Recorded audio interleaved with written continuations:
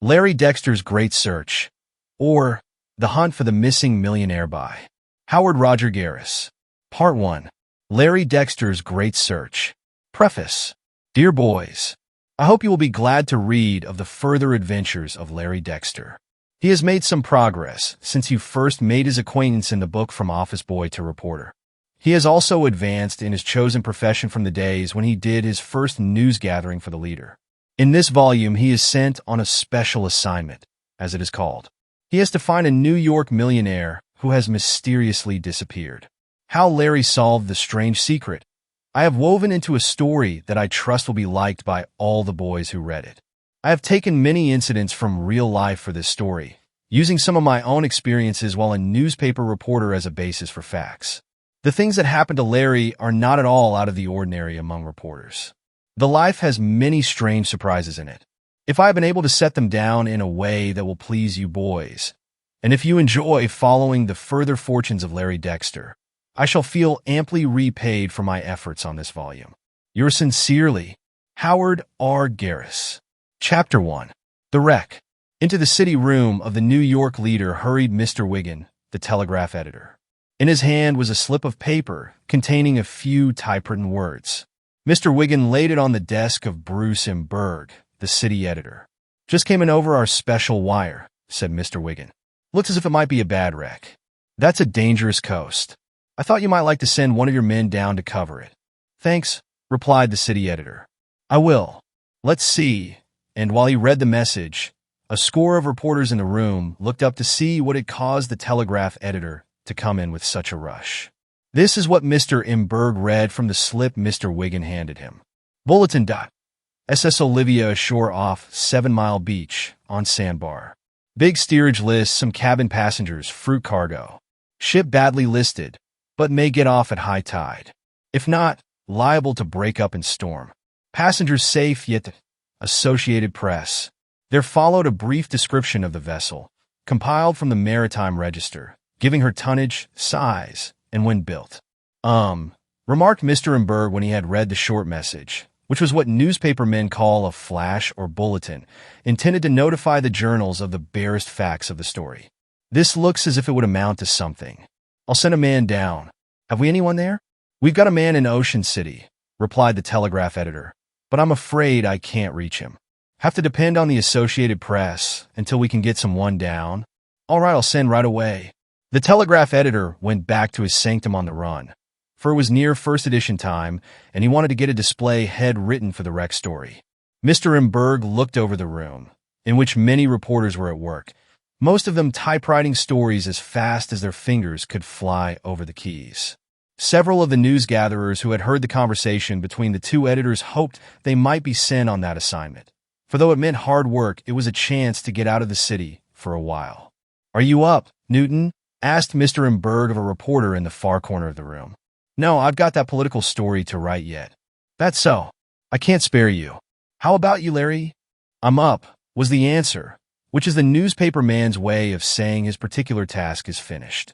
Here, then, jump out on this. And the city editor handed the telegram to a tall, good-looking youth who arose from his desk near a window.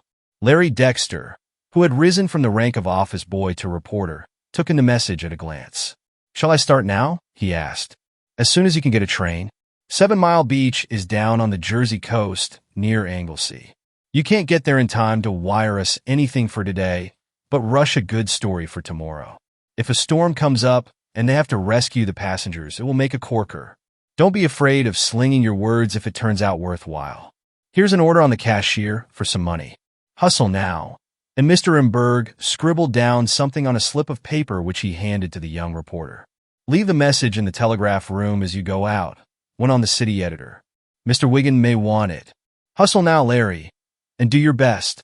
Many envious eyes followed Larry Dexter as he hurried out of the city room, putting on his coat and hat as he went, for he had been working in his shirt sleeves.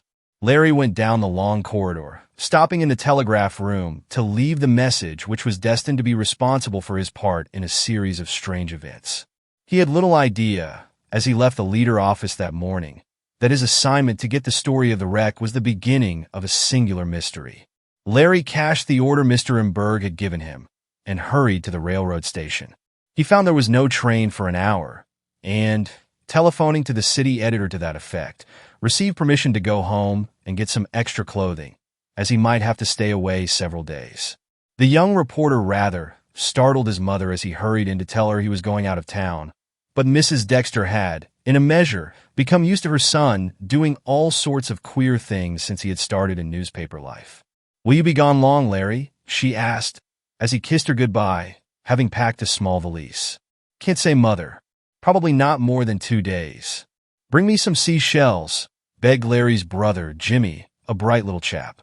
"And I want a lobster and a crab and a starfish," spoke Mary, a sunny-haired toddler.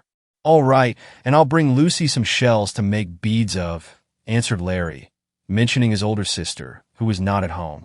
Larry found he had not much time left to catch his train, and he was obliged to hurry to the ferry which took him to Jersey City. There he boarded a Pennsylvania railroad train and was soon being whirled toward the coast. 7 Mile Beach was a rather dangerous stretch of the Jersey shore, not far from Cape May. There were several lighthouses along it, but they did not always prevent vessels from running on a long sandbar some distance out. More than one gallant ship had struck far up on it, and, being unable to get off, had been pounded to pieces by the waves. By inquiring, Larry found that the wreck of the Olivia was just off a lonely part of the coast, and that there were no railroad stations near it. "Where had I better get off?" he asked of the conductor. "Well, you can get off at Sea City or Sackett's Harbor. Both stations are about 5 miles from where the ship lies, according to all accounts. Then you can walk." "He could do better than that," interposed a brakeman. "How?" asked Larry. "There's a station, or rather what remains of it, halfway between those places," the brakeman said. "It used to be called Miller's Beach. Started to be a summer resort, but it failed. There's nothing there now but a few fishermen's huts. But I guess that's nearer the wreck than Sea City or Sackett's Harbor." "Is there a place I could stay all night?" asked the young reporter. "You might find a place. It's pretty lonesome. Sometimes in the summer there are campers there, but it's too late in the fall now to expect any of them. We'll stop there for water, and you can get off if you like." Larry hardly knew what to do. Still, he decided he was sent to get a story of the wreck, and he felt it would be well to get as near to it as possible. But there was another thing to think of, and that was how to get his news back into the leader office. He must be near a telegraph station. Inquiry of the trainmen disclosed the fact that the nearest one was 3 miles from Miller's Beach. "Guess I'll chance it," concluded Larry. "We'll be there in an hour," went on the brakeman. "It's the jumping-off place, so to speak, and it's not going to be very pleasant there when the storm breaks." That a heavy storm was gathering was all too evident from the mass of dark, rolling clouds in the east. They hung low, and there was a rising wind.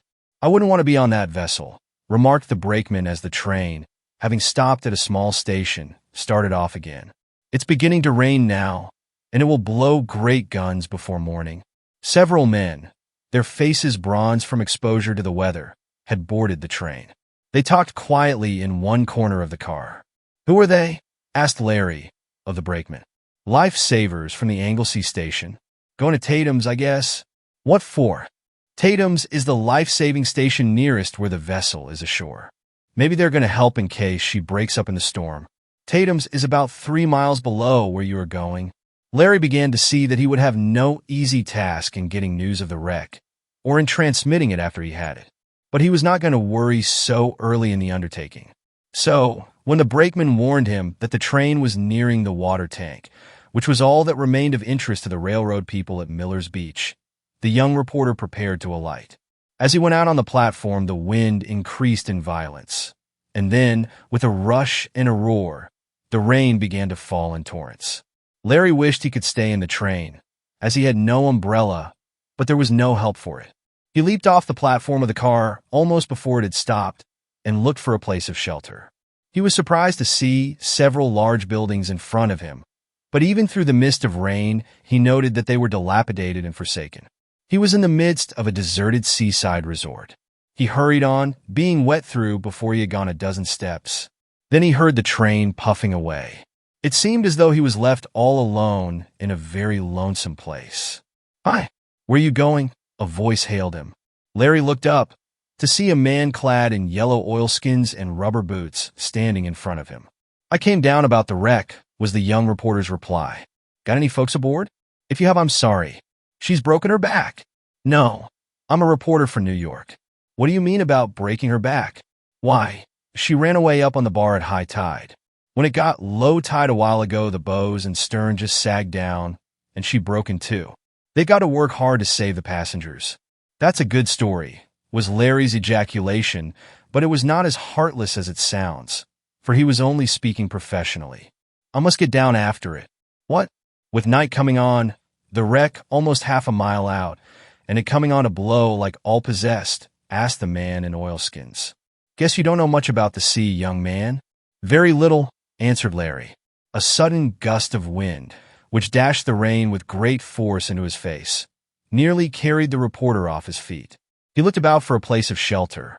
"Better come with me," suggested the man. "There are no hotel accommodations here, though there once were. I have a shack down on the beach, and you're welcome to what I've got. I fish for a living. Bailey's my name. Bert Bailey." "Go ahead. I'll follow," returned Larry. "I'd like to get out of this rain." "Have to tog you out like me," said the old fisherman, as he led the youth toward his hut. "These are the only things for this weather." As they hastened on, there came over the water the boom of a signal gun from the wrecked steamer. Chapter 2. Ashore on a raft. "What's that?" asked the young reporter, pausing. "She's firing for help," replied the fisherman. "Can't last much longer now." "Can't the lifesavers do anything?" "They'll try, as soon as they can. Hard to get a boat off in this surf. It comes up mighty fast and heavy. Have to use the britches buoy, I reckon. But come on, and I'll lend you some dry things to put on." 5 minutes later, Larry was inside the hut. It was small, consisting of only 2 rooms, but it was kept as neatly as though it was part of a ship. In a small stove, there was a blazing fire of driftwood, and Larry drew near to the grateful heat, for, though it was only late in September, it was much colder at the beach than in the city, and he was chilly from the drenching. "Lucky I happened to see you," Bailey went on. "I went down to the train to get my paper. One of the brakemen throws me one off each trip. It's all the news I get. I didn't expect anyone down. This used to be quite a place years ago, but it's petered out. But come on, get your wet things off, and I'll see what I can do for you." Larry was glad enough to do so. Fortunately, he had brought some extra underwear in his valise, and after a good rub-down before the stove, he donned the garments and then put on a pair of the fisherman's trousers and an old coat, until his own clothes could dry. As he sat before the stove, warm and comfortable after the drenching, and safe from the storm, which was now raging with increased fury outside, Larry heard the deep booming of the signal guns coming to him from across the angry sea. "Are they in any danger?" he asked of Bailey, as the fisherman prepared to get a meal. "Danger? There's always danger on the sea, my boy. I wouldn't want to be on that vessel, and I've been in some pretty tight places and gotten out again. She went ashore in a fog early this morning, but it will be a good while before she gets off. 7 Mile Beach hates to let go of a thing once it gets a hold." It was getting dusk, and what little light of the fading day was left was obscured by the masses of storm clouds. The fisherman's hut was on the beach, not far from the high water mark, and the booming of the surf on the shore came as a sort of melancholy accompaniment to the firing of the signal gun. "Where is the wreck?" asked Larry, going to a window that looked out on the sea. "Notice that black speck, right in line with my boat on the beach?" asked Bailey, pointing with a stubby forefinger over the young reporter's shoulder. "That thing that looks like a seagull? That's her. You can't see it very well on account of the rain, but there she lies, going to pieces fast, I'm afraid. Why didn't they get the people off before this?" "Captain wouldn't accept help. Thought the vessel would float off, and he'd save his reputation. The lifesavers went out when it was fairly calm, but didn't take anyone ashore. Now it's too late, I reckon." As the fisherman spoke, a rocket cleaved the fast-gathering blackness and shot up into the air. "What's that?" asked Larry.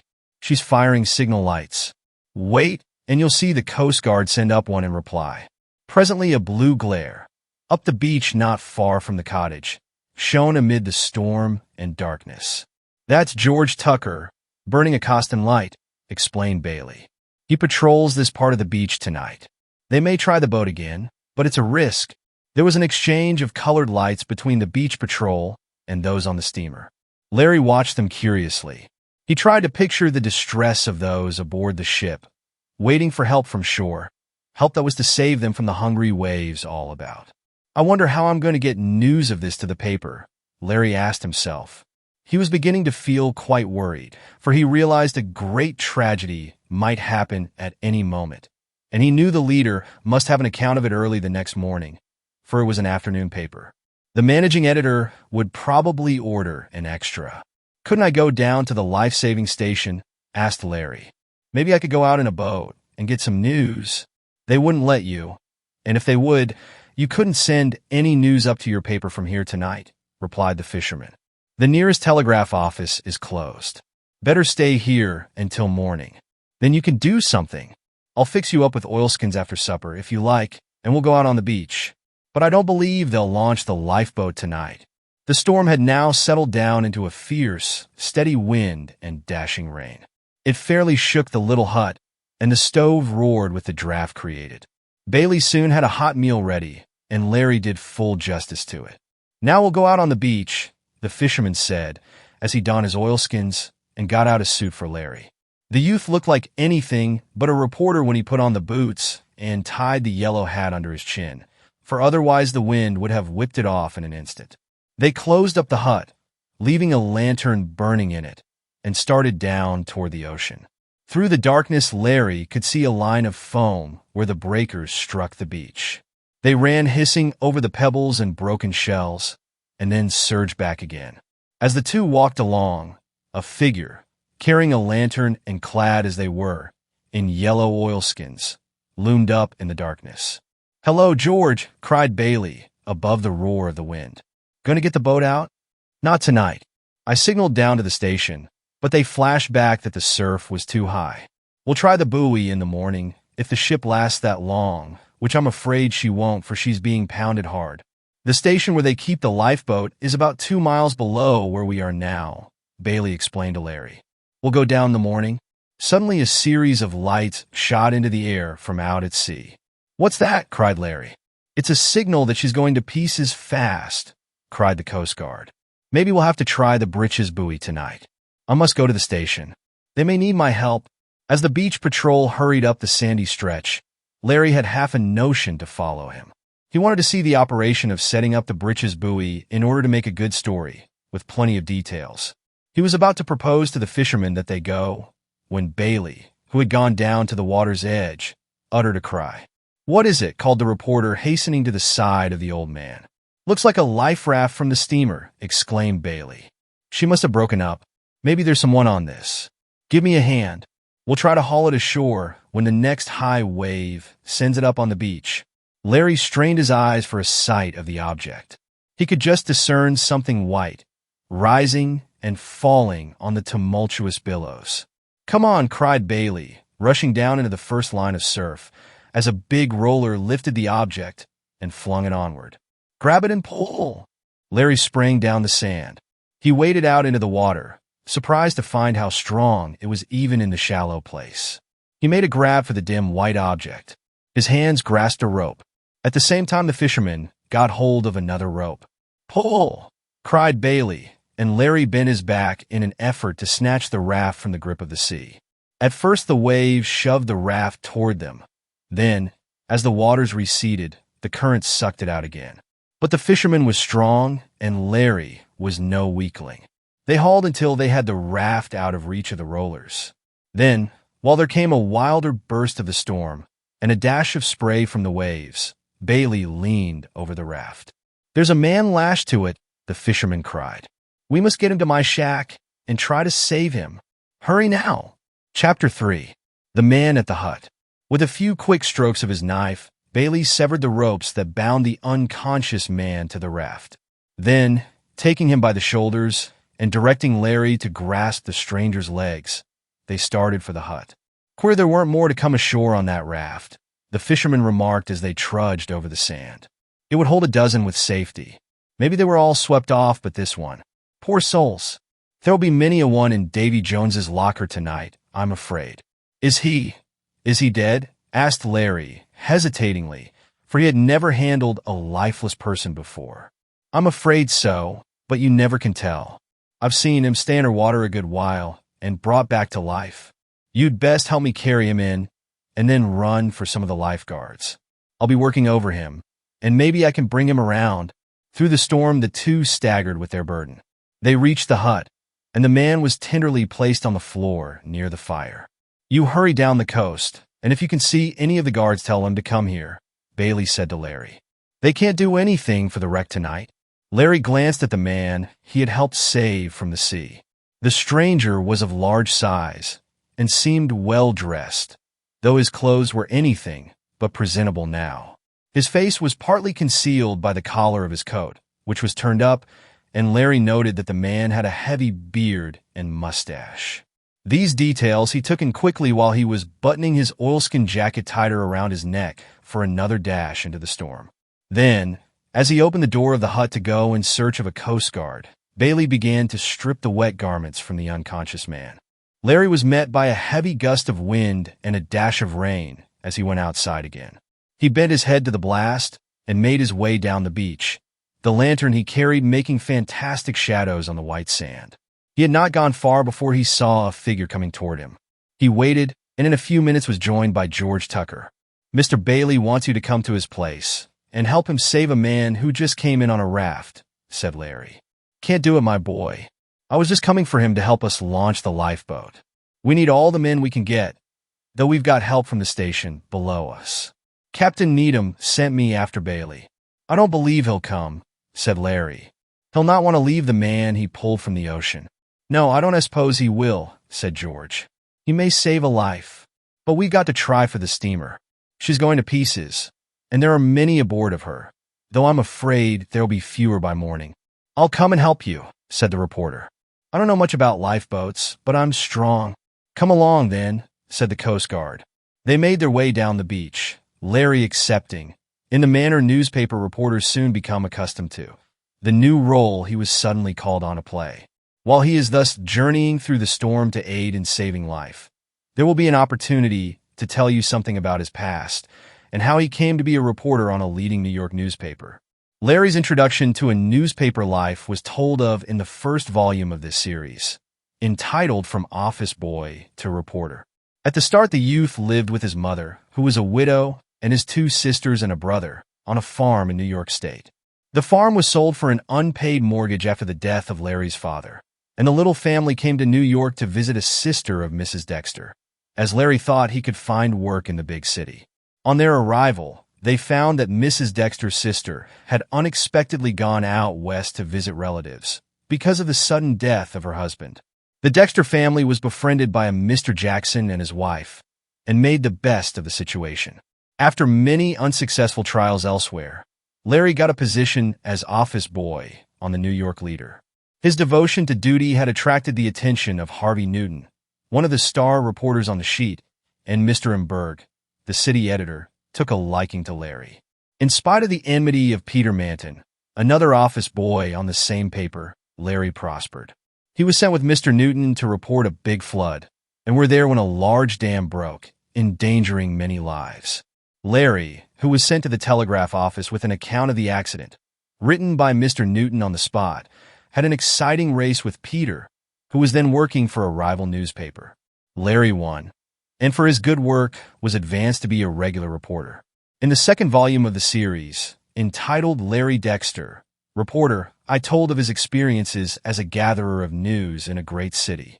In that book was related how Larry, with the aid of Mr. Newton, waged war against a gang of swindlers who were trying to rob the city, and incidentally, Larry himself, for, as it developed, his mother had a deed to certain valuable property in the Bronx Park section of New York, and the swindlers desired to get possession of the land.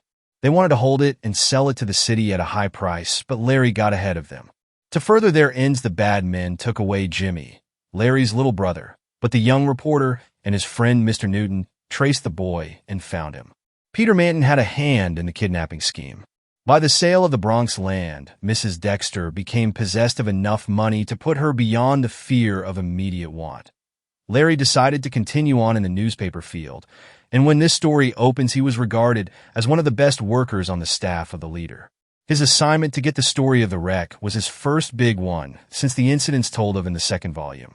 At Larry and the Coast Guard trudged down the beach, the guns from the doomed steamer were fired more frequently, and the rockets lighted up the darkness with a weird glare.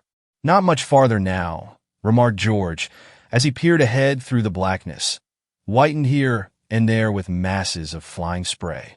A little later they were at the life-saving station. The place was in seeming confusion, yet every man was at his post. Most of them were hauling out the long wagon frame on which the lifeboat rested.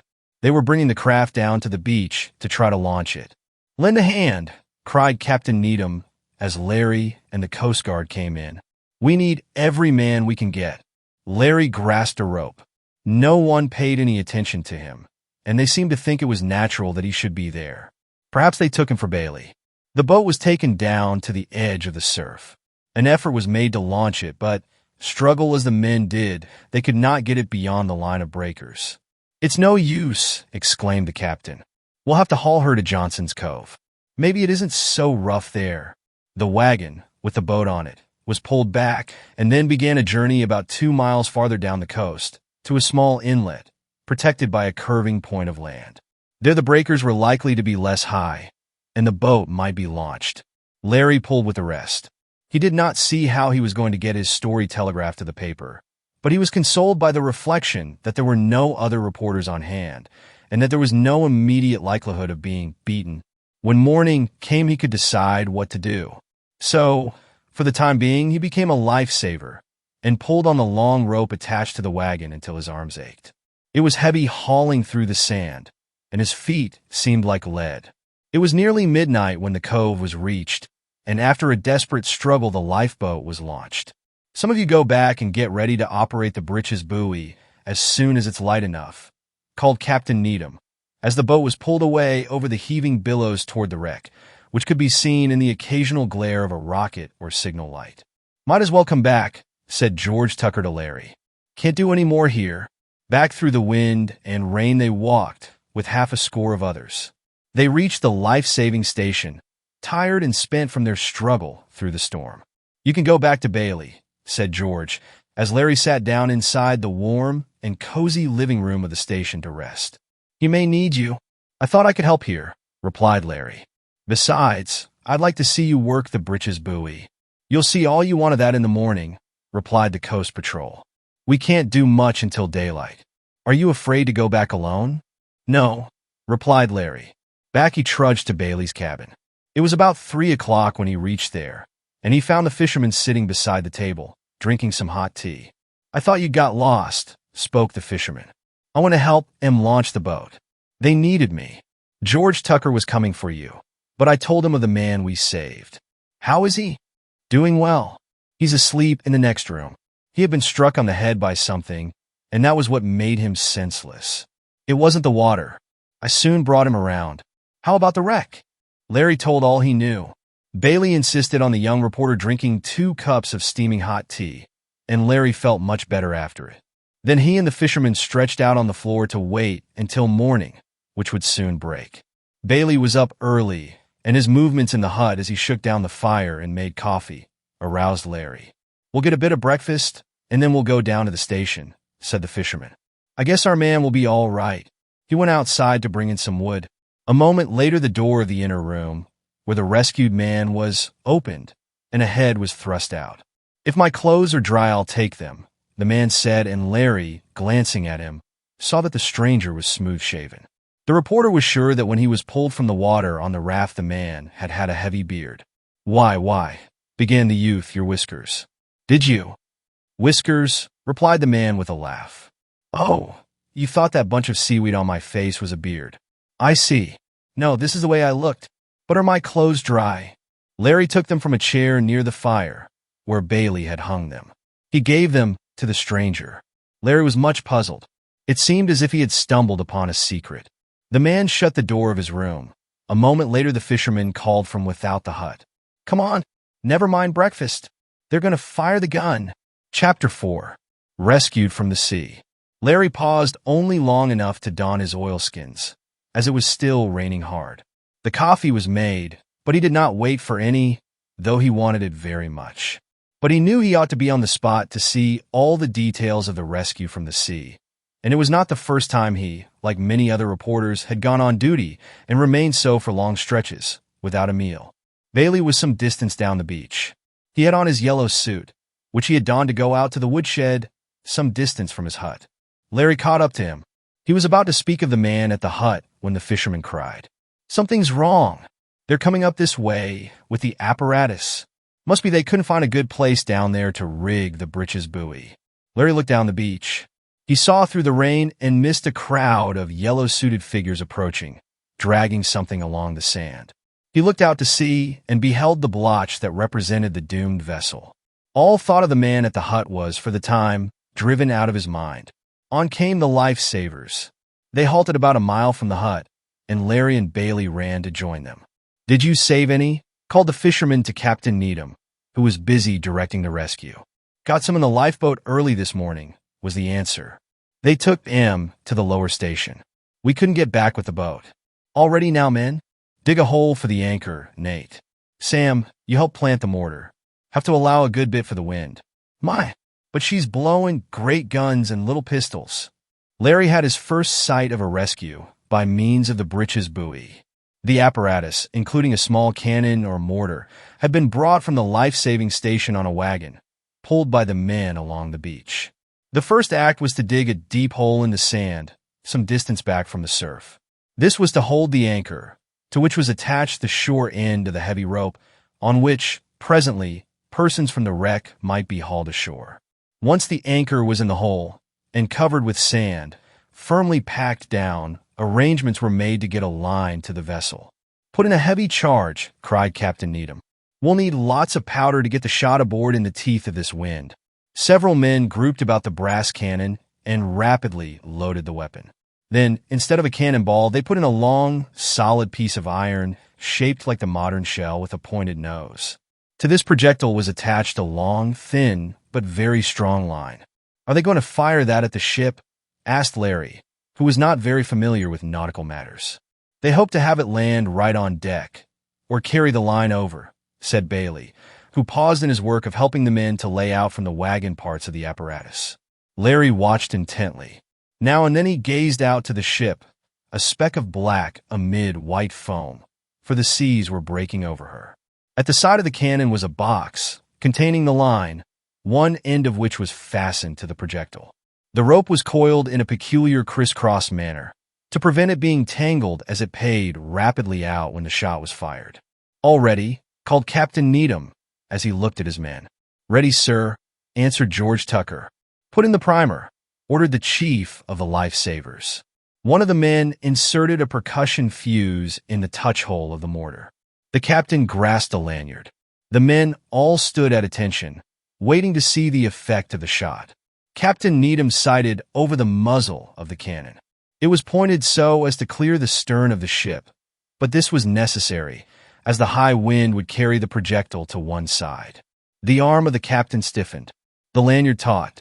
There was a spark at the breech of the mortar, a sharp crackle as the primer ignited, and then a dull boom as the charge was fired. Through the mist of rain, Larry saw a black object shooting out toward the ship. After it trailed the long, thin line, like a tail to a kite. It was scarcely a moment later that there sounded a gun from the ship. "Good," cried Captain Needham. "The shot went true." "That was the ship signaling that they had the line," explained Bailey, shouting the words in Larry's ear. From the shore to the ship there now stretched out a long, thin rope. Larry had no time to wonder what would happen next. "Bend on the cable," cried the captain, and the men quickly attached a thick rope to the line which the cannon shot had carried aboard the Olivia. This soon began to pay out, as it was hauled in by those on the wrecked vessel.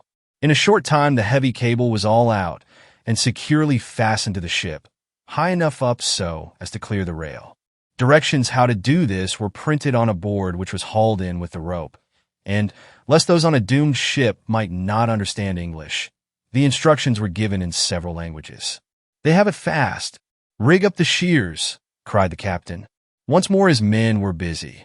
They set up on the sand 2 stout wooden pieces, exactly like a pair of enormous shears. The longer parts, corresponding to the blades, were nearest the ground, while what answered for the handles were several feet in the air, opened in V shape. Through this V, the heavy cable was passed, the one end being fast to the anchor buried in the sand, and the other being attached to the ship. By moving the shears nearer to the anchor, the cable was tightened until it hung taut from shore to ship, a slender bridge on which to save life. The breeches buoy, a canvas arrangement, shaped like a short pair of trousers, and attached to a frame which ran back and forth on the cable by means of pulleys, had been adjusted. To it were fastened ropes, one being retained by the lifesavers and one by those on the ship. All was in readiness. The breeches buoy was now pulled toward the ship by those aboard hauling on the proper line. It moved along, sliding on the heavy cable, the angry waves below seeming to try to leap up and engulf it, in revenge for being cheated of their prey. "Look sharp now, men," cried the captain. "Get ready to take care of the poor souls as they come ashore." The storm still kept up, and the waves were so high that a second attempt to save some by means of the lifeboat, even launching it in the protected cove, had to be given up. But the breeches buoy could be depended on. A signal from the ship told those on shore that the buoy was loaded with a passenger and ready to be hauled back. Willing hands pulled on the rope. On it came through the driving rain. On it came above the waves, though not so high, but what the spray from the crests wet the rescued one. "It's a woman," cried the captain, as he caught sight of the person in the buoy. "And a baby." "Bless my soul," added Bailey. "She's got a baby in her arms." And so it proved, for, wrapped in a shawl, which was tied over her shoulders, so as to keep the water from the tiny form, was an infant clasped tightly to its mother's breast. "Take her to the station," cried the captain, as he helped the woman to get out of the canvas holder in which she had ridden safely to shore. "My wife will look after her. Now for the rest, men. There's lots of 'em, and the ship can't last much longer. Lively, men. Every minute means a life." "I'll take her to the station," volunteered Larry, for there was nothing he could do to help now, and he thought he could get a good story of the wreck from the first person rescued. "Go ahead," exclaimed the lifesavers captain. The woman, in spite of her terrible experience, had not fainted. Still clasping her baby, she moved through the crowd of men, who cheered her as they set to work again. "Come with me," said Larry. "We will take care of you." "Oh, it is so good to be on land again," the woman cried. "I am not a coward, but oh, the cruel waves," and she shuddered. Chapter 5. Larry's Scoop. "Are there many women aboard?" asked Larry, as he moved off through the rain toward the life-saving station with the rescued passenger. "I was the only one," was the answer the woman made in a pronounced Italian accent. "I am the purser's wife. They made me come first, me and the baby," and she put her lips down and kissed the little face nestled in the folds of the shawl. "The purser's wife," exclaimed Larry. "Perhaps your husband will bring the passenger list with him. I would like to get it. I am a newspaper reporter," he added. The woman, with a rapid movement, held out a bundle of papers to him. "What are they?" Larry asked. "The list of passengers. You reporters. I have heard of you in my country, but they do not such things as this.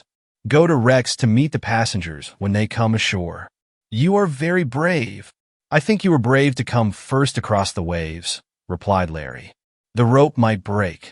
"I had my baby," was the answer, as if that explained it all. "Do you think your husband would let me telegraph these names to my paper?" asked Larry. "He gave them to me to bring ashore in case the ship did not last," the purser's wife said, with a catch in her voice. "You may use them. I say so. I will make it right." This was just what Larry wanted. The hardest things to get in an accident or a wreck are the names of the saved or the dead and injured. Chance had placed in Larry's hands just what he wanted. He hurried on with the woman, who told him her name was Mrs. Angelino. He did not question her further, as he felt she must be suffering from the strain she had undergone. In a short time, they were safe at the station, and their Mrs. Needham provided warm and dry garments for mother and child, and gave Mrs. Angelino hot drinks. "Ah, there is my reporter," exclaimed the purser's wife, when she was warm and comfortable, as she saw Larry busy scanning the list of passengers. "He came quick to the wreck. Can you lend me some paper?" Larry asked Mrs. Needham. "What for?" "I want to write an account of the rescue and copy these names. I must hurry to the telegraph office. I left my paper in the fisherman's hut." "I'll get you some," said Captain Needham's wife, and soon Larry was writing a short but vivid story of what had taken place, including a description of the storm and the saving of the only woman on board, with her baby, by means of the breech's buoy. Then he copied the list of names. "There's something I almost forgot," said Larry when he had about finished. "There's that passenger who came ashore on the life raft. I wonder who he was? I'll ask Mrs. Angelino." But she did not know. She was not aware that anyone had come ashore on a raft, for in the confusion of the breaking up of the ship in the storm, she thought only of her husband, her baby, and herself. "I can find out later," Larry thought. He gave the list back to Mrs. Angelino, and then, with a good preliminary story of the wreck, having obtained many facts from the purser's wife, Larry set out through the storm for the nearest telegraph station. "Don't you want some hot coffee before you go?" asked Mrs. Needham. "I've got lots, ready for the poor souls that'll soon be here." Larry did want some. He was conscious of a woeful lack of something in his stomach, and the coffee braced him up in a way he very much needed. It was quite a distance from the life-saving station to the nearest telegraph office, but Larry knew he must make it if he wanted an account of the wreck to get to his paper in time for the edition that day. So he set off for a tiresome trudge over the wet sand. As he was leaving, several men, who had been brought ashore from the ship, came to the station. From them Larry learned that part of the ship was likely to last until all the passengers and crew could be saved. He then resolved to telegraph the story of the saving of all, knowing he could make corrections by an additional message later in case, by some accident, any lives were lost. To get to the telegraph office, Larry had to go back to a point nearly opposite where the lifesavers were working, and then strike inland. As he was hurrying along, he came to a little hummock of sand, from which elevation he could look down on the beach and see the crowd gathered about the breech's buoy. Out on the bar, he could make out the wrecked vessel. As he stood there a moment, he saw someone detach himself from the crowd and hurry across the intervening beach. "That figure looks familiar," thought Larry. "I wonder if that's Bailey the fisherman?" He waited a few minutes, and the figure became more distinct. "It's Peter Manton," cried Larry. "He's been sent down here to report the wreck. I wonder what paper he's on? But I guess I haven't any time to stand here wondering. I've got to beat him to the telegraph office if I want to get a scoop." Though he can't have been on hand long enough to get much of an account, still Larry knew that even a brief and poor account of anything, if it got in first, was enough to discount or take the edge off a better story told later, and he made up his mind he would scoop Peter, his old enemy. The representative of the leader hurried on. Peter caught sight of Larry and recognized him in spite of his oilskins. Peter wore a raincoat, which was wet through. "Hold on, Larry," he cried. "I'm on the scorcher again. What have you got?" It was the newspaper man's way of asking his brother of the pencil for such information as he possessed. But though, as a general thing, when several reporters are on a general story, they interchange common news, Larry was in no mind to share what he had with Peter. His paper had gone to the trouble to send him down in good season, a piece of forethought which the other journal's editors had neglected. Therefore, Larry felt that he was not violating the common practice, though it is against the strict office rules, if he ignored Peter. "Haven't time," he called back. "Wait a minute," cried the rival reporter. "I just came down on the first train, and I walked about 5 miles to find the wreck. I'm going to the telegraph office to send my account in for an extra. We'll whack up on it?" "We'll do nothing of the sort," exclaimed Larry. "I don't want anything to do with you." He had never forgiven Peter for his part in the kidnapping of Jimmy. "Needn't get huffy about it," remarked Peter. "I want to be friendly." Larry thought it was hardly Peter's place to offer to be friendly after the mean part he had played. "I haven't time to stop now," said Larry. "I'm in a hurry. You'll have to get along the best you can." "So that's how you feel?" asked the rival reporter. "Not very white of you, Larry Dexter. I've only just got back my job on the scorcher after they laid me off for getting beaten, and I got to make good. But never mind. The beach is free, and I've got as good a right to the telegraph office as you have. I'd like to see you beat me." Larry himself did not just see how he would, but he made up his mind to attempt it. Peter was now keeping pace with him. There was nothing for it but to hurry on. Whoever reached the office first and filed his copy would have the right to the wire. Larry resolved that he would win in the race, even as he had won in the other, at the big flood, but he knew there was time enough yet. If he started to run, Peter would run also, and the way was too long for a fast sprint. The two kept on, side by side, neither speaking. The only sound was the patter of the rain and the rustle and rattle of Larry's oilskin suit. They passed through the deserted summer resort. It was about a mile now to the telegraph office. Larry recalled that Bailey had told him there was a shortcut by keeping to the railroad track, and he turned into that highway, followed by Peter, who, it seemed, had resolved not to lose sight of his rival. It was now about 9 o'clock, though his activity since early morning made it seem much later to Larry. He knew he had a good story safe in his pocket, and he was pretty sure Peter had only a garbled account, for he could not have gotten the facts so quickly. Nor did he, Larry was sure, have the passenger list, which was the best part of the story. On the two rivals trudged silently. They must be near the office now, Larry thought, and he looked ahead through the rain. They were in the midst of a little settlement of fishermen's houses, a small village, but it was nearly deserted, as most of the inhabitants had gone to the wreck. Larry saw a building on which was a sign informing those who cared to know that it contained a store, the post office, and a place whence telegrams might be sent and received. Peter saw it at the same instant. "Here's where I beat you," he cried as he sprang forward on the run. Larry tried to follow, but his legs became entangled in the oilskin coat, and he fell. He was up again in an instant, only to see Peter entering the office. Larry's heart seemed like lead. Had he worked so hard only to be beaten at the last? Something spurred him on. He stumbled into the office in time to hear Peter saying, "I want to hold a wire for a long dispatch to the New York Scorcher. I've got a big account of the wreck." "Where's your copy?" asked the young man in charge of the clicking instruments. "I'll have it ready for you in a minute," replied Peter, sitting down to a table and beginning to dash off words and sentences as fast as his pencil could fly. "I can't hold any wire for you," said the operator. "If you have any press stuff to file, let me have it. That's the only way you can keep a wire." "I'll have it for you in a second," Peter replied as he looked anxiously at the door. "That will not answer. I must have copy in order to keep the wire busy." "Here it is," cried Larry, as he entered at that moment and pulled from his pocket his hastily written account of the wreck, including the list of passengers. "I'll be obliged to you if you can get this off to the New York Leader as soon as possible."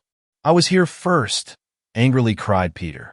"But I have his copy first," the operator said. "It is the filing of the dispatch first that counts, not who gets here first. I'll get this off right away for you," he added, turning to Larry. And thus it was that Larry got his scoop, for his account took so long to telegraph that, when the operator began on Peter's, the Leader had the story in the office and was preparing to get out an extra. Chapter 6. A Strange Disappearance. Remaining only long enough to see that the operator got off the first part of his story, and finding, on inquiry, that the telegrapher had no difficulty in reading his writing, Larry started back to the scene of the wreck. He wanted to learn if all the passengers and crew were saved and get an interview with the captain, if he could. So he left his old enemy, Peter, there grinding out his story in no pleasant frame of mind. But it was part of the game, and Larry's beat was a cleanly scored one, especially as Peter had tried to win by a trick. The young reporter found the work of rescue almost completed. The lifesavers had labored to good advantage and had brought nearly all the passengers ashore in the breeches buoy. They were cared for temporarily at the beach station, though the small quarters were hardly adequate. With the bringing ashore of the crew and officers, the captain coming last, the lifesavers found their work finished. And it was only just in time, for not more than an hour after the commander had staggered up the beach, worn and exhausted by the strain and exposure, the after part of the vessel slid from the bar and sank in deep water. Larry, who had been introduced to Captain Needham by Bailey, told the former of his desire for an interview with the commander of the Olivia, and the matter was soon arranged, though Captain Tantrella was in dire distress over the loss of his ship. However, he told Larry what the reporter wished to know, describing how, in the fog, the vessel had run on the sandbar. He related some of the scenes during their wait to be rescued, told of the high seas and terrible winds, and painted a vivid picture of the dangers. Larry wrote it in his best style and hurried back to the telegraph office. There was only one passenger missing, and the name of this one, according to the purser's list, was Maretto. The name, though peculiar, Larry thought, was not dissimilar to scores of others, for the steamer had on board a cosmopolitan lot of passengers. No one knew how Retto had been lost. As Larry was on his way to the telegraph office, a sudden thought came to him. "That's it," he exclaimed. "The man who came ashore on the life raft is this missing Maretto. I'll just stop on my way to the telegraph office and see him. That will clear it all up and make every passenger accounted for." He hurried on, intending to get a hasty interview with the man at Bailey's hut, and then go telegraph the rest of his story. The fisherman was still down on the beach, aiding the lifesavers to pack their apparatus for transportation back to the station. As Larry came in sight of the cabin, he saw the raft, on which the stranger had come ashore, lying just beyond high water mark. He entered the hut, expecting to see Retto, as he had come to call the foreigner, sitting comfortably by the fire. But the rescued man was not there, nor was he in the room where he had been put to bed. "Maybe he's in the woodshed," thought Larry. "I'll take a look." But he was not there. "That's strange," Larry mused. "He's disappeared. There is something queer in this, and I'm going to find it out. But first I must send the rest of my story." Larry found Peter Manton still at the telegraph office, grinding away. Larry's first batch of copy had been sent off, as had most of Peter's stuff.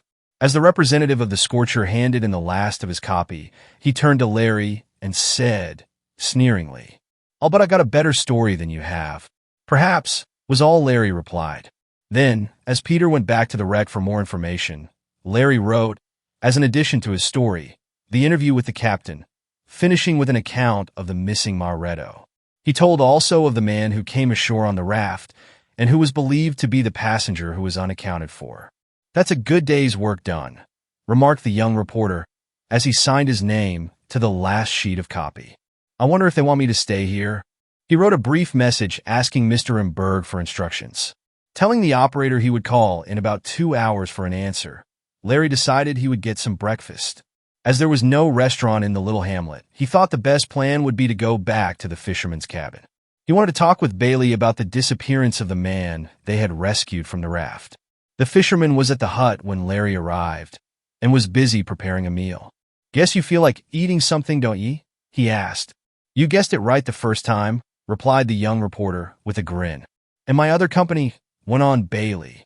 "I expect he's hungry." "He's gone?" "Gone? Yes. I came back here a while ago, and there wasn't a sign of him." "Why, that's queer," returned the fisherman. "I've been so busy frying this bacon and making fresh coffee, I didn't notice it. But that reminds me, I haven't seen or heard anything of him since I came in. His clothes are gone, too." Larry and Bailey made a hasty search through the cabin. There were few places where a person could conceal himself, and they very soon found that their late guest was nowhere on the premises. "Here's something," remarked Larry, as he looked on a small table in the room where the rescued man had slept. "It looks like a note." It was a note, written on the fly leaf torn from a book. It read, "Dear friends, accept my thanks for saving my life. Please take this small remembrance for your trouble." There was no signature to the note, but folded in the paper was a $100 bill, somewhat damp from immersion in the sea. "Well, sink my cuttlefish," exclaimed Bailey. "That's odd. $100. That's more than I make in a summer season. But half of it's yours. I'd like to rescue people steady at that rate." "It's all yours," said Larry. "I got the story I came down after, and that's all I want. But I would like to find this Maretto, if that's his name. He doesn't write much like a foreigner, though he looks like one. May I keep this note?" "As long as you don't want to share in the $100 one. I reckon you can," Bailey replied with a laugh. Larry folded the scrap of paper to put in his pocket. As he did so, something bright and shining on the floor attracted his attention. He stooped to pick it up, finding it was a small gold coin of curious design, evidently used as a watch charm. "I guess our man dropped this," Larry said, holding it out to Bailey. "Well, you can keep that, with the note. Perhaps it will help you solve the mystery," the fisherman said. "I'm satisfied with what I got." Larry put the charm in his pocket, together with the note, and was about to leave the room when the fisherman, who was lifting from the corner a box in which to deposit his money, uttered an exclamation. "What is it?" asked Larry. "Why, it's a man's beard. Somebody's shaved his off and left it here. How in the name of a soft-shell clam?" "It's that man," cried Larry. "I knew he had a beard on when we pulled him ashore." "A beard on," murmured Bailey in questioning tones. "Yes," went on Larry. "When you were outside, getting some wood just before you ran down the beach when the lifesavers came, I was in here. The man stuck his head from the bedroom and asked for his clothes, which I gave him. I noticed he was smooth-shaven. Why? He had a beard on when we pulled him from the water, interrupted the fisherman. I was sure he did, but when I asked him why he had shaved it off, he said I was mistaken. Said it was only a bunch of seaweed I had thought was a beard. Then you called me to hurry out, and I forgot all about it until now. But he must have shaved his whiskers off in here, and then he disappeared. There's something strange about it all. I rather guess there is, Bailey admitted. Wonder where he got his razor? I never use one. He must have had it in that small valise he wore, strapped by a belt around his waist, Larry answered. That's probably where he carried his money. I'd like to get at the bottom of this mystery. Well, you newspaper fellows are looking for just such things as this, said the fisherman with a smile. It's right in your line. So it is, Larry replied. I'll solve it too. But it was some time later, and Larry had many strange adventures before he got at the bottom of the queer secret that started down there on the lonely seacoast. Chapter 7. Larry overhears something. Larry decided that the disappearance of the fisherman's guest was not a part of the story of the wreck, though the fact that the passenger was missing was an item of much interest, and he used it. He made up his mind to tell Mr. Emberg all about the strange happening when he got back. Arriving at the telegraph office for the third time, he found a message from the city editor, instructing him to come back to New York, as the best of the story was now in, and the Associated Press would attend to the remainder. Some of the representatives of that news-gathering organization were already at the scene of the disaster. Your friend got a calling down, volunteered the operator to Larry, as the young reporter began looking up trains to see when he could get back. How's that? He got a message from his city editor a while ago, wanting to know why he hadn't secured a list of passengers and the crew. The message said the leader had it, and had beaten all the other papers. That's good, spoke Larry. I worked hard enough for it. The Scorcher man wanted me to give him your list, but I wouldn't do it, the operator went on. So he's gone out to get one of his own. But he's too late, I reckon. I'll have my hands full pretty soon, for there'll be a lot of reporters here. But you're the first to send off the complete story. Larry felt much elated. Of course, he knew it was due, in part, to the forethought of his city editor in seeing a possible situation, and rushing a man to the scene ahead of the other papers. That counts for almost as much in journalism as does getting a good story or a scoop. Larry received hearty congratulations from Mr. Emberg when he got back to the leader office the next day, for not only had the young reporter secured a fine scoop, but he had sent in an exceptionally good story of the wreck. Larry, you did better than I thought you would. You've got the right stuff in you, exclaimed the city editor, while the other reporters, crowding around the hero of the occasion, expressed their pleasure at his success. Not one of them, but would have given much to have been in Larry's place. Have much trouble? Asked Mr. Newton. Well, I had to hustle. Struck something rather queer down there, too. What was it? Some of the men from other papers try to get the best of you. Only my old enemy, Peter Manton, but I put a crimp in him all right. No, this was something else. And Larry told of the disappearance of the man at the hut. That is rather odd, agreed the older reporter. If I were you, I'd tell Mr. Emberg about it, and then you'll be in a position to act on what information you have, in case anything turns up. Larry followed this advice. The city editor puzzled over the matter a few minutes, and then decided nothing could be done at present. We'll watch developments in regard to the Olivia wreck, said Mr. Emberg, and it may be this mystery will fit in somewhere. If it does, we may get a good story.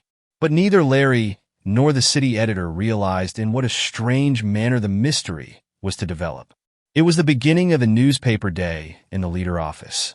Reporters were busy writing accounts of meetings they had covered the previous night, and others were going out on assignments to police courts to look up robberies, murders, suicides, and the 101 things that go to make up the news of the day.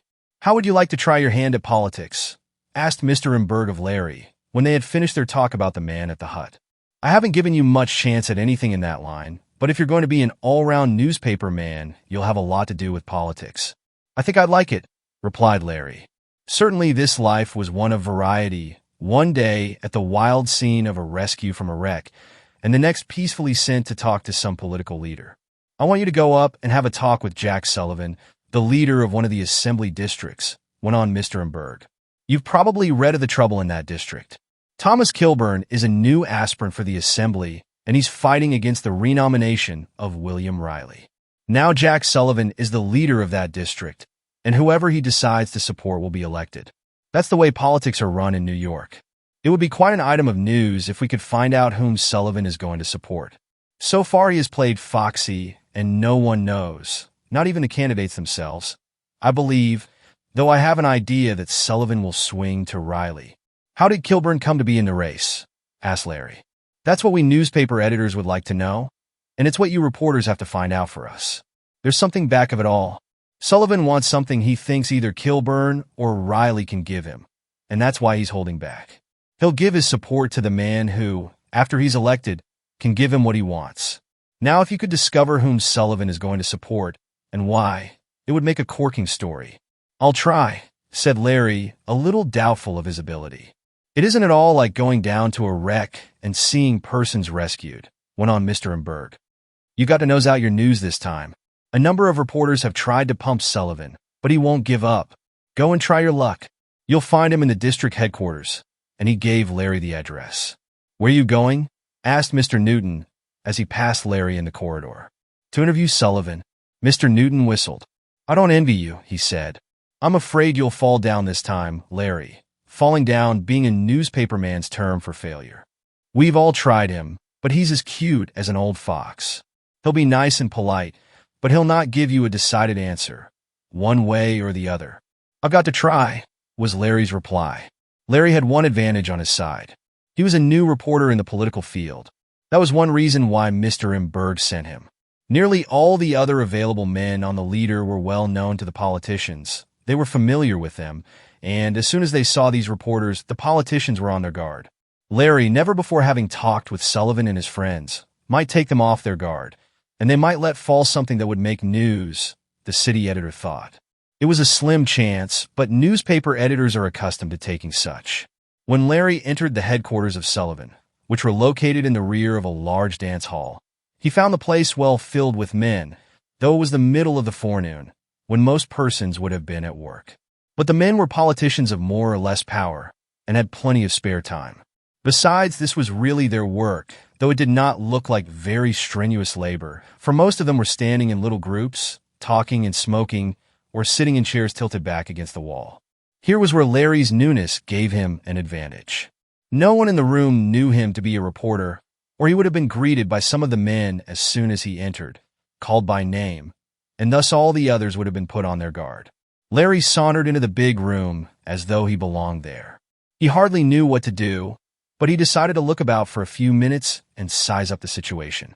No one paid any attention to him, and he felt it would be a good plan to see if he could pick Sullivan out from among the throng.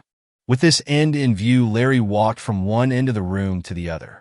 He did not know that the man he sought was in his private office, closeted with some of his henchmen. As Larry passed one group, he heard one man in it say, "Well, Sullivan's made up his mind at last. He has asked another. Who is it?" Larry was all attention at once. This seemed to be the very thing he had been sent to find out. "Don't let it get out," went on the man who had first spoken, "but I understand Tommy has got to wait a while yet." "Then Billy can probably deliver the goods," the second man added. "I thought he could." "Well, it means a good thing for the district when they build the new line. If only Potter doesn't go back on his promise. He's so rich you can't touch him with money, and he's as foxy as they make him. If Billy can work him, I don't blame Sullivan for swinging his way. Now." But at that moment, one of the men turned and saw Larry.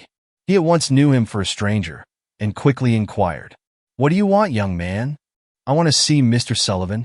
Larry didn't announce himself as a reporter, for that, he felt, would have brought him only a polite refusal on Sullivan's part to receive him.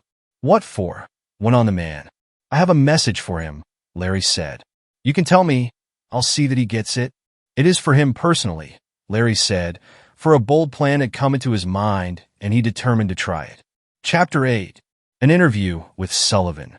For a moment, the man who had questioned Larry stood gazing at him. Suspicion was in the look, but the reporter never quailed.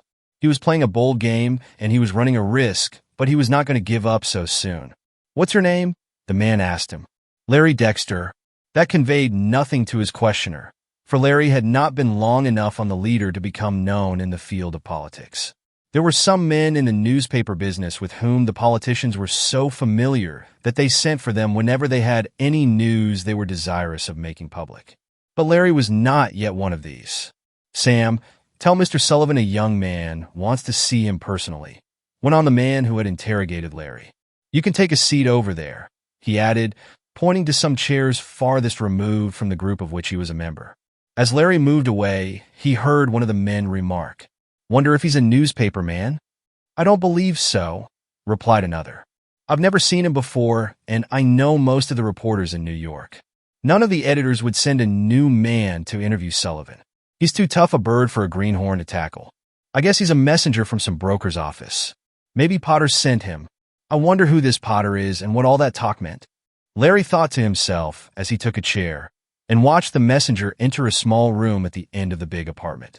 In a little while, Sam, who appeared to be a sort of janitor around the place, came back to inform Larry that Sullivan would see him. "Now for my game of bluff," said the young reporter to himself as he entered. The political leader was sitting behind a desk, littered with papers. He was a small man, wearing glasses, and looking like anything but the chief factor of an important assembly district. Mr. Sullivan was bald-headed and had rather a pleasant face, but there was a look about him that indicated force of character, of a certain kind, and a determination to succeed in what he undertook, which is what makes a good politician. "You wanted to see me?" And the question came in a low voice, totally unlike the loud tones Larry had, somehow associated with an important politician. Larry felt the eyes of Sullivan gazing sharply at him, as though they were sizing him up, labeling him, and placing him on a certain shelf to be kept there until wanted. Sullivan was a good reader of character, as he showed by his next question. "What paper are you from?" Larry started. He wondered how the man knew he was from a paper, for Larry had said nothing about it. Seeing his confusion, Sullivan laughed. "Wondering how I took your measure, aren't you?" he asked, and when Larry nodded, he went on. "You have the air of a newspaper man, which you may consider flattering, as you have acquired it after having been in the game only a short time. I assumed that because it's my business to know most of the reporters in this city, and I never saw you before. If you didn't look like a newspaper man, I'd size you up for one, because only a reporter, or some of my political friends, would come here to see me. You're not the one, so you must be the other. Now what do you want?" And the politician's voice became rather sharp. "I came here to find out if it's true that you're going to support Riley, because he can deliver the goods from Mr. Potter," Larry explained, resolving to chance all at once. Sullivan started, and half arose from his chair. Then he seemed to recover himself. "Someone's been talking," he murmured, and, glancing quickly at Larry, he asked, "Who is Mr. Potter?" "I'm afraid I don't understand you." "He's a financier interested in the new line," went on Larry boldly. "It's going to be a good thing for the district, I understand. Come now, Mr. Sullivan," he went on, assuming a familiar air he did not feel. "You might as well own up and give me an interview about deciding to support Riley." For several seconds the leader gazed at Larry, as if seeking to read his inmost thoughts. Then he spoke. "You either know too much or too little, Dexter. I guess you're an older hand at this business than I took you for. Tell me what you know." "You tell me what I want to know," Larry said with a smile. "You probably know all that I do and more too. But I don't know half as much as you do about this, though I know enough to print something in the leader. You might as well come out with it." Sullivan hesitated. He was wondering how this new young reporter had discovered information supposed to be a secret among the politician's closest advisors. Clearly there was a leak somewhere, and he must play the game warily until he discovered it.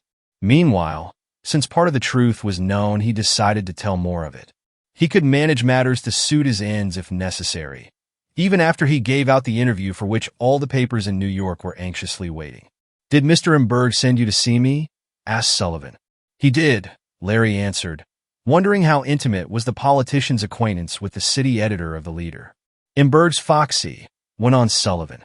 "Do I get the interview?" asked Larry. "You do. I like your nerve, and I'd like to find out where you heard that about Potter." Larry did not think it well to say he had merely overheard, in the politician's own headquarters, a reference to the man, who was a well-known millionaire and promoter of New York. The truth of the matter was Larry only used the information that had so unexpectedly come to him, but he used it in such a way that Sullivan thought he knew a great deal more than he did. I'm going to support Riley, went on Sullivan. I don't know that I have such great influence as the papers credit me with, but what I have is for my friend William Riley. You can say for me that I think he served well in the legislature and is entitled to another term. As for Mr. Kilburn, who I hear would like the nomination, he is an excellent young man. I know little about him, but I believe he would do well. But I believe in rewarding good work, and so I am for Mr. Riley. Do you want to say anything about Potter and the new line? Asked Larry, though if Sullivan had said anything about them, the reporter would have been decidedly in the dark as to what the politician was driving at. I guess you've got enough out of me for one day, replied Sullivan with a smile. It's more talking than I've done in a long while. To reporters, he added. Lots of them would give a good bit to have what you've got, and I wouldn't have given it to you. Only I think you're smarter than I gave you credit for. Now you tell me where you heard about Potter. I can't, answered Larry, truthfully enough, for he did not feel that he could betray one of Sullivan's own men, because of the talk he had inadvertently overheard. Sometime I may. I'll have to cultivate your acquaintance, the district politician remarked as Larry went out. The young reporter hurried to the leader office, having hastily jotted down what Sullivan had said. He felt he had secured a piece of news that would prove a big item that day. What luck? Asked Mr. Emberg, rather indifferently, as Larry came up to the city editor's desk to report. I've got the interview. I suppose he gave you a lot of hot air. That doesn't mean anything. See if you can dress it up a bit. We haven't many displays today. Sullivan is going to support Riley, announced Larry, quietly. What? Almost shouted Mr. Emberg. Did he tell you that? He did, answered Larry, wondering why Mr. Emberg was so excited. Chapter 9. Everything but the facts. The city room, that had been buzzing and humming with the talk of several reporters, seemed strangely quiet as Larry gave his answer. His remarks had been heard by several. The clicking typewriters stopped, and those operating them looked up. Say that again, spoke Mr. Emberg, as though a great deal depended on it. Sullivan is going to support Riley, repeated Larry. There's what he says. And he handed out the brief interview which he had written on some sheets of paper as he came down in the elevated train. The city editor glanced quickly over it. Are you sure you haven't made a mistake? He asked. I'm positive that's exactly what he said. This is a big thing, went on Mr. Emberg. We have news from Albany directly contrary to this. But if you're sure you are right, I'll use this. It will make a big sensation. Have you got it all alone? There were no other reporters there that I knew, Larry said. Good for you. How in the world did you do it? I never thought you would. Sit right down and make as much as you can of it. Describe how he received you, what you said, and what he said and all about it. This is great. I stumbled on it, said Larry, and he proceeded to relate what he had heard about Potter and the new line, though he did not in the least know what the new line was. Better and better, exclaimed Mr. Emberg. This is what I suspected. It has to do with the new subway line. If it runs through the 8th district, it will be the making of Sullivan. That's why he's supporting Riley, because he thinks Riley can influence Potter to run the new subway line in that direction. We must have an interview with Potter. I'll send someone else out on that. You write what you have. Here, Mr. Newton, jump out and see if you can find Potter. It's going to be quite a job, but maybe you can land him. Hamden Potter's in Europe, said a reporter who did Wall Street, and who knew the movements of most of the financiers. But he's expected back soon. Maybe he's back by this time, Mr. Emberg went on. Get out on the job, Newton. Hurry, Larry, it's close to edition time. Larry sat down at his typewriter, which he had learned to operate with considerable speed, and was soon banging away at the keys. Shall I put in that about Mr. Potter and the new line? He called to Mr. Emberg. No, I'll have Harvey attend to that part. You just tell of the interview in regard to supporting Riley. Make it a good story. Larry did his best and gave a graphic picture of the leader's headquarters, without touching on how he had come to get the information which so many other papers and reporters were anxiously waiting for. Here, Tommy, called the city editor to one of the copy boys, which position Larry used to fill. Bring me Mr. Dexter's stuff, page by page, as fast as he writes it. I'll get it upstairs and fix up a head for it. Larry smiled to hear Mr. Emberg call him Mr. Dexter, but no matter how familiar an editor may become with his reporters, he gives even the youngest the title of Mr. when speaking of him to the copy boys. Larry finished the first page of his story, pulled it from the typewriter, and handed it to Tommy, who rushed with it to Mr. Emberg's desk. The editor glanced over it, made one or two corrections, changed the wording a bit, and handed it back to Tommy, who hurried with it to the pneumatic tube, in which it was shot upstairs to the composing room. There it was taken from the metal carrier that dropped from the tube on the desk of the man in charge of distributing the various pieces of copy to the compositors. This man put a mysterious-looking blue mark on the first page of Larry's story. This was to identify it later, and to make sure that all the succeeding pages would be kept together. Then the sheet was handed to the first of a long line of compositors, who were standing in front of the desk of the copy cutter, as he is called. It was close to the hour for the first edition to go to press, and everyone was in a hurry. The compositor fairly ran to his typesetting machine and began to operate the keys, which were arranged like those on a very large typewriter. He did not strike them, as one does who operates a typewriter, but gently touched them. As he pressed each finger down the least bit, there was a click, and from the rack above the machine, there tumbled down a small piece of brass, called a matrix. This contained, on one edge, a depression that corresponded to a letter. In a short while, enough matrices had fallen into place to make a complete line, just the width of one of the columns of the leader. The compositor looked at the row of matrices as they were, arranged before him, read it. No easy task to the uninitiated. Took out a wrong letter and inserted a right one, and then pressed down a lever. This lever operated the lead casting machine at the back. A plunger was shoved down into a pot of melted lead, kept molten by means of a gas flame. A small quantity of lead was forced up against the line of matrices, which automatically moved in a position to receive it. The lead was held there an instant to harden. Then another lever automatically removed the solid line of type from its place in front of the matrices. A long arm swooped down, took the brass pieces, and returned them to an endless screw arrangement which distributed them, each one to its proper place, in the series of chutes that held hundreds of others. Everything was done automatically after the compositor had touched the keys and then the lever, so that he was almost finished with the second line of the story by the time the matrices of the first were being returned to their slots by the machine, which seemed almost human. Thus Larry's story was set up. In all, 5 men worked at putting it into type, and finally the 5 sections were collected together on a galley or long, narrow brass pan. A proof was taken and rushed down to Mr. Embarks so that he might see it was all right. But by this time, some typographical errors in the story having been corrected, men were placing it in the form or steel frame which holds enough type to make a page of the paper. This was soon in readiness for the stereotyping department.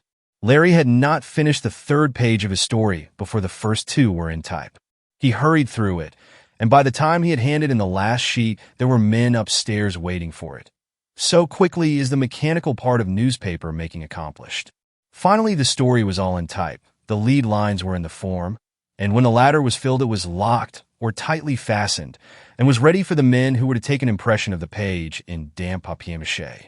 This papier-mâché, which is also called a matrix, was baked hard by steam, put in a curved cylinder, melted lead was poured on it, and there was a solid metal page of the paper ready for the great press, which was soon thundering away, printing thousands of papers, each one containing, on the front page, Larry's account of the interview with Sullivan. Of course, many things had been going on meanwhile. Mr. Embarks had written a scare head, as they are called, that is a head to be printed in big letters, and this had been set up by men working by hand. This was put on the story after it was in the form. "Guess Newton is having trouble finding Potter," commented the city editor, when he had finished with Larry's copy. "If we don't hear from him in 5 minutes, we'll miss the edition." The 5 minutes passed, and no word came from Harvey Newton. The building shook as the giant press started, and Mr. Embarks, shutting up his watch with a snap, remarked, "Too late. Well, maybe he'll catch him for the second." It is often the case that only part of a story gets in the first edition of a paper. So many circumstances govern the getting of news and the sending of it into the office that unless a story is obtained complete early in the morning, it is necessary to make additions to it from edition to edition in the case of an afternoon paper. "Mac, maybe you'd better try to find Potter," went on Mr. Embarks after a pause, turning to another reporter. "You know him. Tell him we've got an interview with Sullivan, and ask him what the support of Riley means." Mac, whose name in full was McConaughey, but who was never designated as anything but Mac, glanced at the proofs of Larry's story. "I guess I'll find him in Donegan's place," he said, naming a resort where men of wealth frequently gathered for lunch. "I'll try there." "Anywhere to find him," returned the city editor. "Are you looking for Hamden Potter?" asked an old man, coming into the city room at that juncture. "That's what we are," said the city editor. "Why? Do you know where to find him, Mr. Hogan? Have you got a story for us today?" Hogan was an old newspaper man, never showing any great talents, and he had seen his best days. He was not to be relied on anymore, though he frequently took tips around to the different papers, receiving for them, together with what money he could beg or borrow, enough to live on. "I've got a story, yes. I was down at the steamship dock of the Blue Star Line a while ago, and I see Mr. Potter's family come off a vessel. Was he with them?" "Have you got the story?" demanded Mr. Embarks eagerly. "I've got everything, I guess. I've got all but the main facts, anyhow. I don't know whether Potter was with them or not. I didn't think it was of any importance." "Importance!" exclaimed the city editor. Then he bethought him of Hogan's character, and knew it was useless to speak. "Everything but the facts, the most important fact of all," Mr. Embarks murmured. "Isn't that tip worth something?" demanded Hogan. "Oh, I suppose so," and Mr. Embarks wrote out an order on the cashier for $2. Poor Hogan shuffled from the room. He was but a type of many who have outlived their usefulness. "Jump down to the Blue Star dock, Mac," the city editor said when Hogan had gone. "Find out all you can about the Potters, where they have been and where Mr. Potter went. Hurry now." As Mac was going out, the telephone rang. It was a message from Mr. Newton to the effect that he could not find Mr. Potter, and that at his office it was said he was still in Europe. "Hurry to his house," said Mr. Embarks over the wire. "I have a tip that his family just got in on the Messina of the Blue Star Line. I've sent Mac to the dock. You go to the house." Thus, like a general directing his forces, did the city editor send his men out after news. Chapter 10. Threats against Larry. Second edition time was close at hand, but no news regarding Mr. Hamden Potter had come in from either Newton or Mac. From a reporter sent to interview representatives of the company constructing the subway came a message to the effect that none of the officers would talk for publication. "What in the world is the matter with Harvey and Mac?" asked Mr. Embarks, restlessly pacing the floor.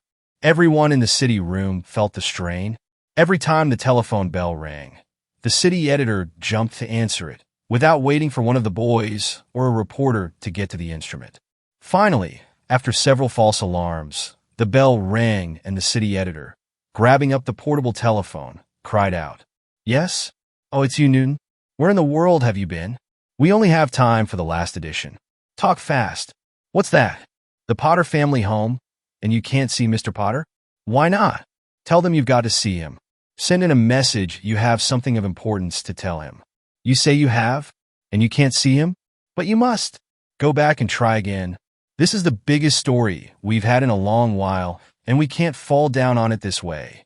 He hung up the receiver on the hook with a bang, and once more began pacing the floor. "That's queer," he murmured. "There's something strange back of all this. Potter is up to some game, and so is Sullivan. Come here, Larry." Mr. Embarks closely questioned the young reporter as to every detail of his interview with Sullivan. "I'm going to write something myself," the city editor announced. "We got to have more of this story. I can guess at part of it, and I'll make it general enough, and with sufficient understoods in it to save us in case I'm wrong." He began to write, nervously and hurriedly, handing the sheets over to his assistant to edit as fast as he was done with them. They were rushed upstairs, one at a time, as Larry's copy had been. The last edition went to press without the much-desired interview with Mr. Potter.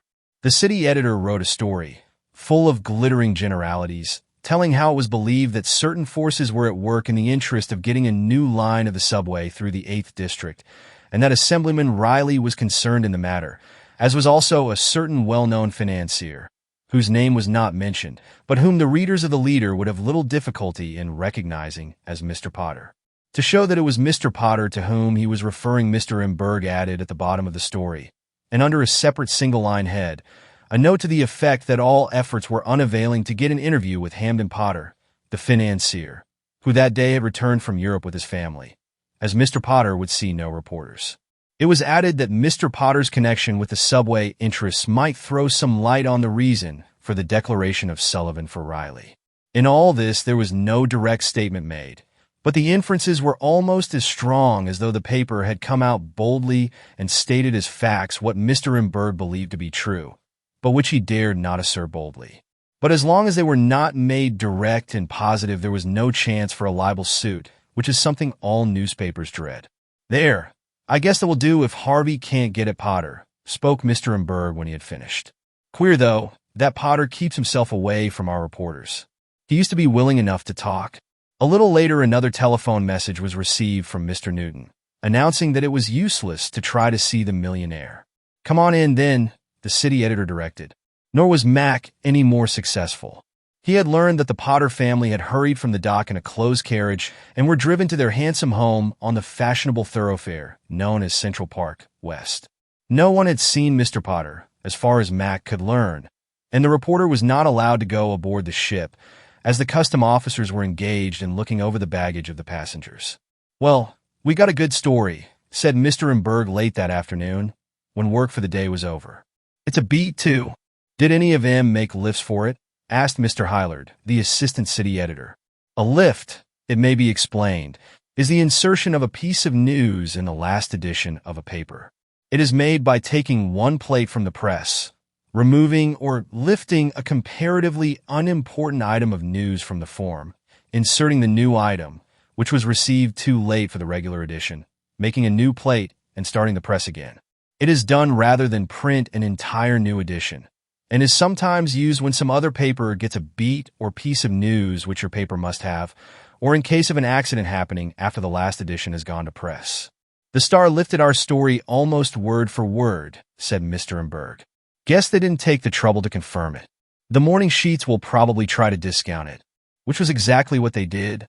Some had what purported to be interviews with Sullivan, denying that he had said he was going to support Riley. Others showed, editorially and otherwise, how nonsensical it would be for Sullivan to throw his influence to anyone but Kilburn. "I hope you haven't made any mistake, Larry," said Mr. Emberg the next day. "If you misquoted Sullivan, it means a bad thing for our paper."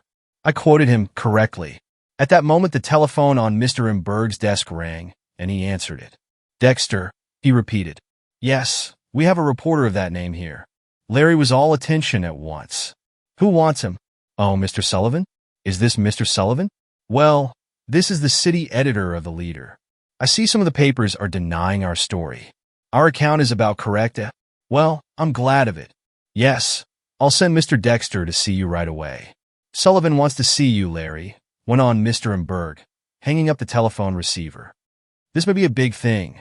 Go slow and be careful of what he says. Don't let him bluff you. You're getting right into politics," said Mr. Newton to Larry, as the young reporter prepared to go out. "Yes, and I'm afraid I'll get into water where I can't swim. Don't let that worry you. You've got to learn, and in New York politics is the most important news of all."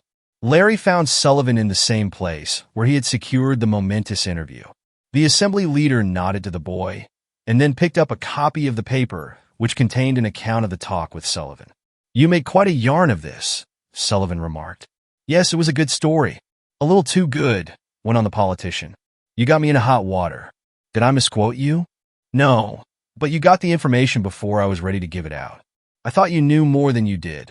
This last part, pointing to the generalities written by Mr. Emberg, this last part shows that you folks are up a tree. "Now I want to know where you heard that about Potter, and I'm going to have an answer." And Sullivan lost his calm air and looked angrily at Larry. "I can't tell you where I got my tip." "You mean you will not?" "Well, you can put it that way," replied Larry. "I'll make you." And the politician arose from his chair and stood threateningly over the young reporter. For a moment, Larry's heart beat rapidly in fear. Then he remembered what Mr. Emberg had said. Don't let him bluff you. He was sure Sullivan was bluffing. "Are you going to tell?" asked Sullivan again. "I am not." Sullivan banged his fist down on his desk. He shoved his hat on the back of his head. Thrusting his face close to Larry's, he exclaimed, "Then I'll put you out of business. I'll make the city too hot to hold you. I'll have you fired from the Leader, and no other paper in New York will hire you. I'll show you what it is to have Jack Sullivan down on you. I was going to play fair with you, but you sneaked in here and got information I wasn't ready to give out. Now you can take the consequences." "I didn't sneak in here," cried Larry. "I came openly. What's more, you can't scare me. I'm not afraid of you. I know what I did was all right. Perhaps the Leader knows more than you think. I'm not going to tell where I got my information, and you can do as you please." Sullivan had cooled down. He was a bit ashamed of having given way to his anger, for usually he kept his temper. "All right," he said. "It's war between us now. Tell your city editor he needn't send you to get any more news from me. And when the leader wants any favors from Jack Sullivan, it can whistle for him. I'm done with that sheet. I'll show him who Sullivan is." Larry turned and went out. It was the first time he had been browbeaten like this, but he kept his nerve. If he had only known it, Sullivan was not the first politician to threaten to annihilate a paper, nor was it Sullivan's initial attempt to scare reporters into doing what he wanted. As Larry left the headquarters, he met Peter Manton going in. "Making up another fake interview with Sullivan?" asked Peter with a sneer. "You've made a nice mess of it." "I didn't make any worse one than you did with that Rex story," retorted Larry, who could not forego this thrust at his old enemy. "I'll get even with you yet," exclaimed the rival reporter as he scowled at Larry and entered Sullivan's private room. "I wonder what Sullivan will do about it," thought Larry as he went back to the office. Chapter 11.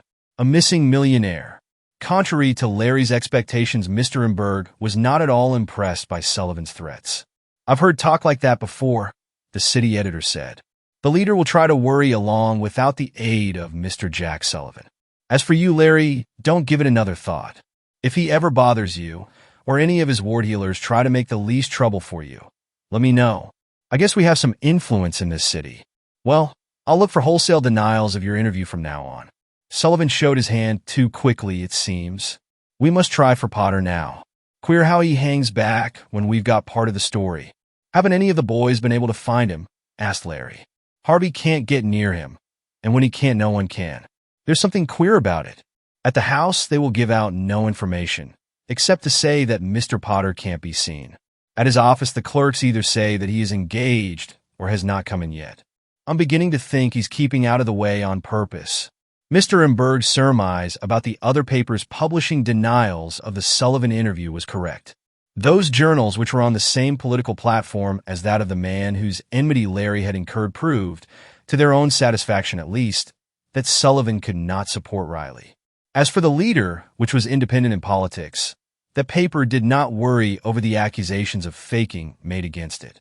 Mr. Embarks knew he was right, and he was planning for a big disclosure when some of his reporters could find Hammond Potter.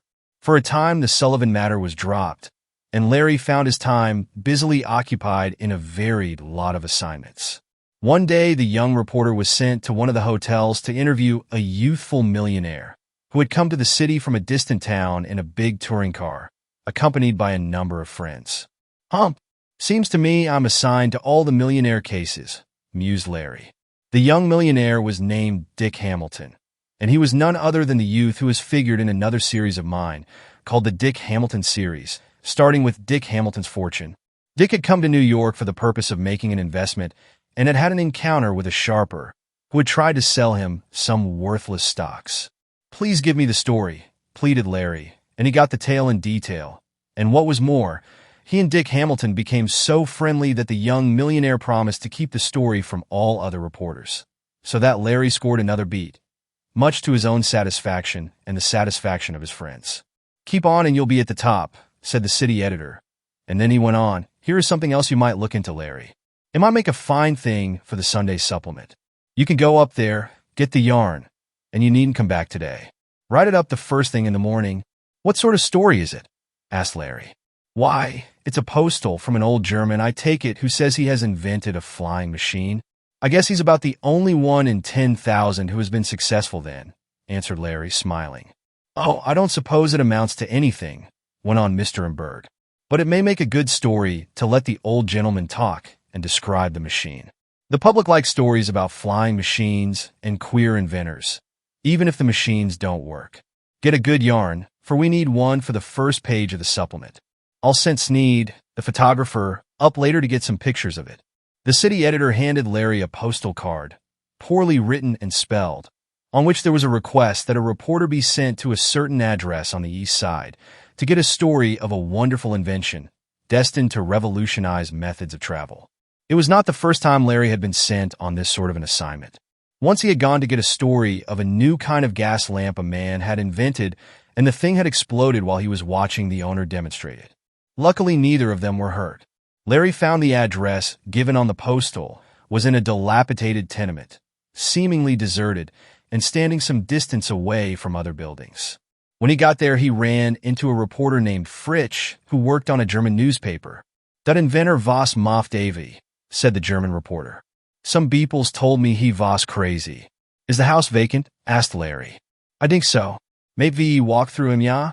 Larry was willing, and together the pair went into the tenement and upstairs. As they passed through one of the halls, Larry looked up and saw a man peering down at him over a balustrade. He gave a gasp. "VOT it is?" questioned the German reporter. "That man," cried Larry. He ran up the stairs and tried to catch the individual who was running away. The man was the person he had helped to rescue from the ocean, the one who had given his name as Maretto. The strange man entered a side room and locked the door. Larry knocked, but nobody answered his summons. "Dat was not der inventor," said Fritsch. "I know it, but I'd like to see him, nevertheless," answered the young newspaper man. A little later, the two reporters came down into the street and separated.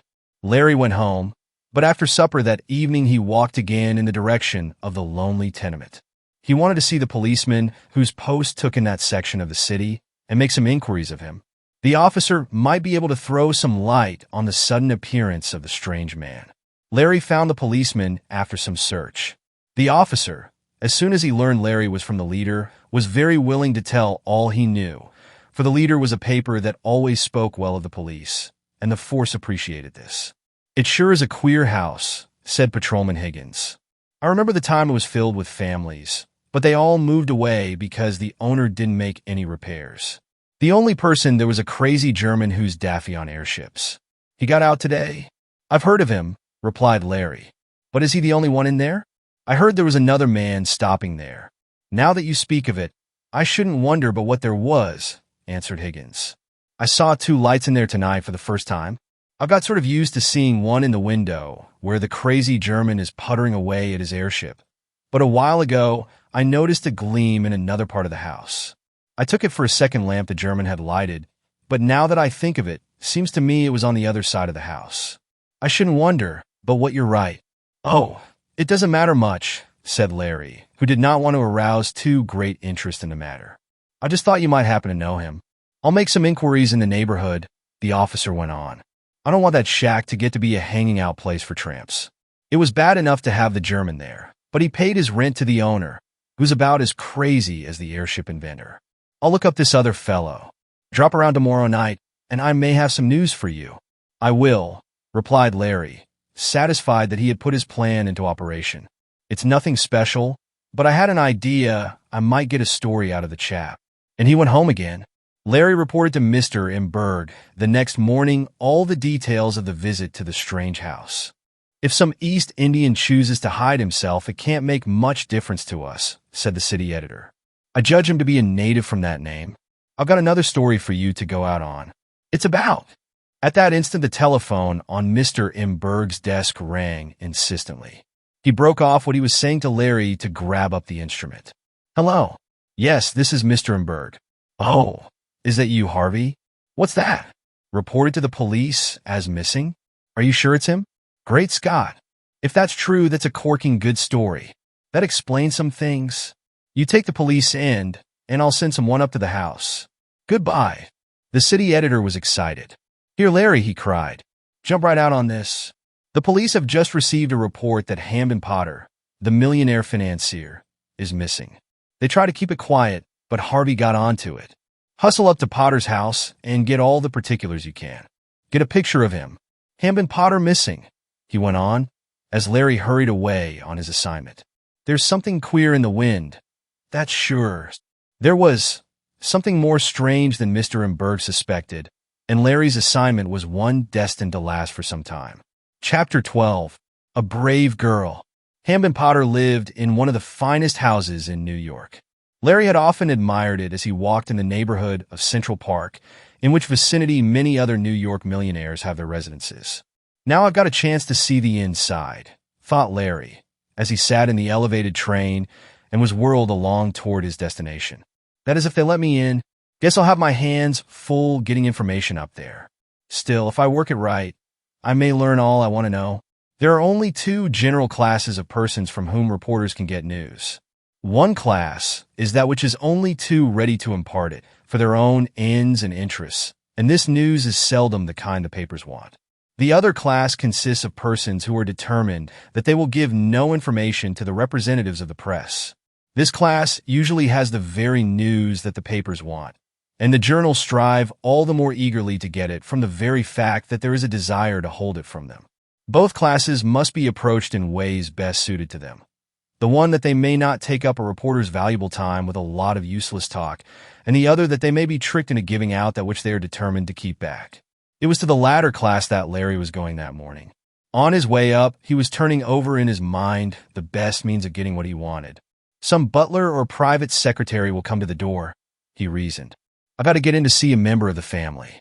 There's only Mrs. Potter and her daughter Grace, for in common with other rich men and those in the public eye, Mr. Potter's family affairs were, in a measure, public property to the New York newspaper world. As Larry had surmised, his ring at the door was answered by a stately butler. I wish to see Mr. Potter, said the reporter, venturing on a bold stroke. He had learned several tricks of the trade. Mr. Potter is not home, and the door was about to close. Will you take a message to Mrs. Potter? Asked Larry quickly. The door was open a little. What name? And the butler did not relax his severity. It doesn't matter what name. Tell her I have called in reference to Mr. Potter's absence. Come in, the butler exclaimed quickly. Larry had gained his first skirmish, in a manner perfectly legitimate, regarded from a newspaper standpoint.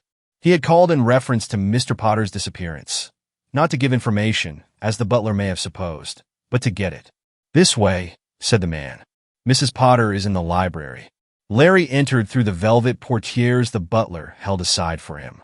He saw, reclining on a couch, a handsome woman whose face showed traces of tears. Beside her stood the most beautiful girl Larry had ever seen.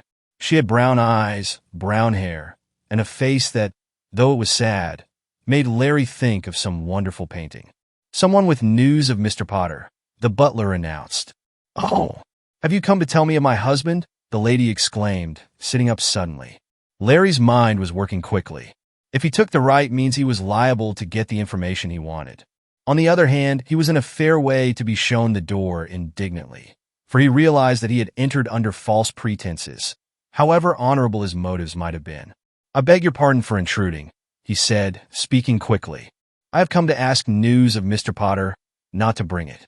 One moment, as he saw Mrs. Potter's face assume a look of anger. His disappearance has been reported to the police. They tried to keep it quiet, but it was impossible in the case of a man of Mr. Potter's standing. Our paper, the leader, knows of it. In a short time it will be known to every paper in New York. I think it would be wise for you to meet the situation and give me whatever information you can. We will only be too glad to help you locate your husband, and I believe there is no better way than by newspaper publicity. Even the police will tell you that. If you could give me a description of the missing man, when he was last seen, what sort of clothing he wore, and a picture of him, we will publish it in the paper. Thousands of persons will see the account and will be on the lookout for him. Believe me, it is the best way. Larry paused for breath. He had rattled all that off without giving Mrs. Potter a chance to stop him, for he wanted to present his case in the most advantageous light. Mama, I believe he is right, exclaimed Grace Potter. I never thought of it that way before. I thought the newspaper people were horrid when anyone had trouble. We are human, said Larry with a little laugh, and Grace smiled, though her eyes had traces of tears. I could not think of discussing your father's affairs with a reporter, said Mrs. Potter stiffly. I don't want to pry into his affairs, returned Larry. I only want to help you find him. But this publicity is so disgraceful. Not at all, madam. It is a misfortune, perhaps, but other families have the same trouble. Nothing is thought of it. The newspapers are the best means of tracing lost persons. That's right, mother, interrupted Grace. I often read descriptions of persons who have disappeared, and a few days later I see that they have been found, principally through an account in the paper. I am sure this young gentleman will help us. I will do all I can, said Larry. So will the other papers, I am sure. Now, when did he disappear? Is this a picture of him? And he took one from the library table. Suppose you let me take this to have a cut made of it. I will return it, And before Mrs. Potter or Grace could object, Larry had it in his pocket. That is the way reporters get along sometimes, by taking advantage of every opportunity. Once lost, these golden chances seldom can be seized again. Before mother or daughter could answer Larry's question, the doorbell rang. And a moment later, the butler announced, "Some newspaper reporters, madam." "Oh, this is dreadful. I can't see them," exclaimed Mrs. Potter. "Tell them to go away. Let them see Mr. Potter's lawyer." "Mother, let me attend to this for you," said Grace. "I will see the reporters. I will tell them all that is necessary. I'm not afraid. I want to find poor dear Papa." "You are a brave girl," murmured Mrs. Potter as she wiped her eyes. "I would not dare face them all in our trouble." Larry agreed with Mrs. Potter's characterization of Grace. It was no easy task for a girl of 18 to thus assume the responsibility, but she had the courage, and Larry admired her for it. "You had better go to your room, Mother," Grace went on. "I will see the newspaper men in here." She added to the butler who was waiting. "You may stay," she said, looking at Larry, "and you will learn all we ourselves know." Larry realized there was no opportunity for a beat in this matter of the disappearance of the millionaire, as the news the police get they give out indiscriminately to all papers. So he was content to get what information he needed in common with the other reporters. But he had a picture, and he doubted if all the others would get one. The butler showed the reporters in. They were nearly all young men, about Larry's age, though one or two were gray-haired veterans of the pencil. "What is it you wish to inquire about first?" asked Grace, as she faced the newspaper men more calmly than could her mother, who had gone to her room. Chapter 13. "Where is he?" "When did Mr. Potter run away?" asked a voice from the group of press representatives, and Larry saw it was his old enemy, Peter Manton, of the Scorcher, a sensational sheet, who had made the inquiry. "My father didn't run away," exclaimed Grace indignantly. "If you are going on that assumption, I shall give you no information at all." "That was a mistake," interposed an elderly reporter. "We are only anxious to know when you last saw him," and someone whispered a well-deserved rebuke to Peter. "To begin at the beginning," Grace resumed, "Father went abroad with Mother and me several months ago. He was not in good health, and his physician recommended a change of air. We traveled in England and on the continent, and then went to Italy. My father preceded us there, as he had some business affairs to look after in Rome. When we got to that city, we found he had left there, as his business called him away. He left word that he might have to sail for this country ahead of us, but would try to meet us in Naples. We proceeded there, only to find that he had sailed, and he told us to come over on the next steamer. He promised to meet us in New York. We sailed on the Messina, expecting my father would meet us at the pier." "Did he meet you?" asked Larry, for he recalled that day when he had secured the memorable interview with Sullivan, in which Mr. Potter's name played an important part. "He did not," and there was a catch in the girl's voice. "One of his clerks did, and said he had received a letter from my father, stating that he was unavoidably detained, but that he would be with us soon." She paused and pressed her handkerchief to her eyes. "Well?" asked one of the reporters softly. "That is all," said Grace. "I have not seen my father since parting with him at Munich, whence he proceeded to Rome. He has never communicated directly with us, and we don't know what to think. It is dreadful," and she wept softly. There was a pause of a few seconds, while the girl recovered her composure. Then the reporters began to ask questions, sparing Grace as much as possible. In this way, they learned that Mr. Potter's family could give no description as to his dress when he disappeared, for quite an interval had elapsed between the time Grace and her mother had last seen him and when they learned that he was gone. Nor had Mr. Potter communicated with his office or his business associates, except so far as to send a clerk to meet the steamer. Before going to Europe, he had arranged matters so his affairs could be conducted in his absence, and his continued failure to come back worked no harm in that respect. Confidential clerks attended to everything, and the millionaire's large interests were well looked after. So there was really not much that Grace could tell. She said she and her mother had waited some time after getting home, hoping Mr. Potter would come back or communicate with them. But when he had not done so, they became alarmed. They feared he had met with some mishap, and after talking the matter over with his lawyers, they had decided it would be best to report the matter to the police. "We are much obliged to you," said Larry, when it seemed that no more questions were necessary. We'll do our best, through the papers, to help find your father, added a gray-haired reporter. Now give us his picture, put in Peter Manton in a commanding tone. We have none to give out at present, said Grace coldly. We are having a number made, showing him as he looked when he went away, and they will be ready in a few days. The lawyers will attend to that, if my father is not found in the meanwhile. We've got to have a picture now, exclaimed Peter. You shut up.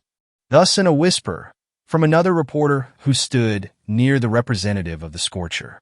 You don't know when you've been treated decent. Half the millionaire families in New York wouldn't even let us inside the door, let alone telling us all we wanted to know. Dry up. And Peter desisted after that rebuke.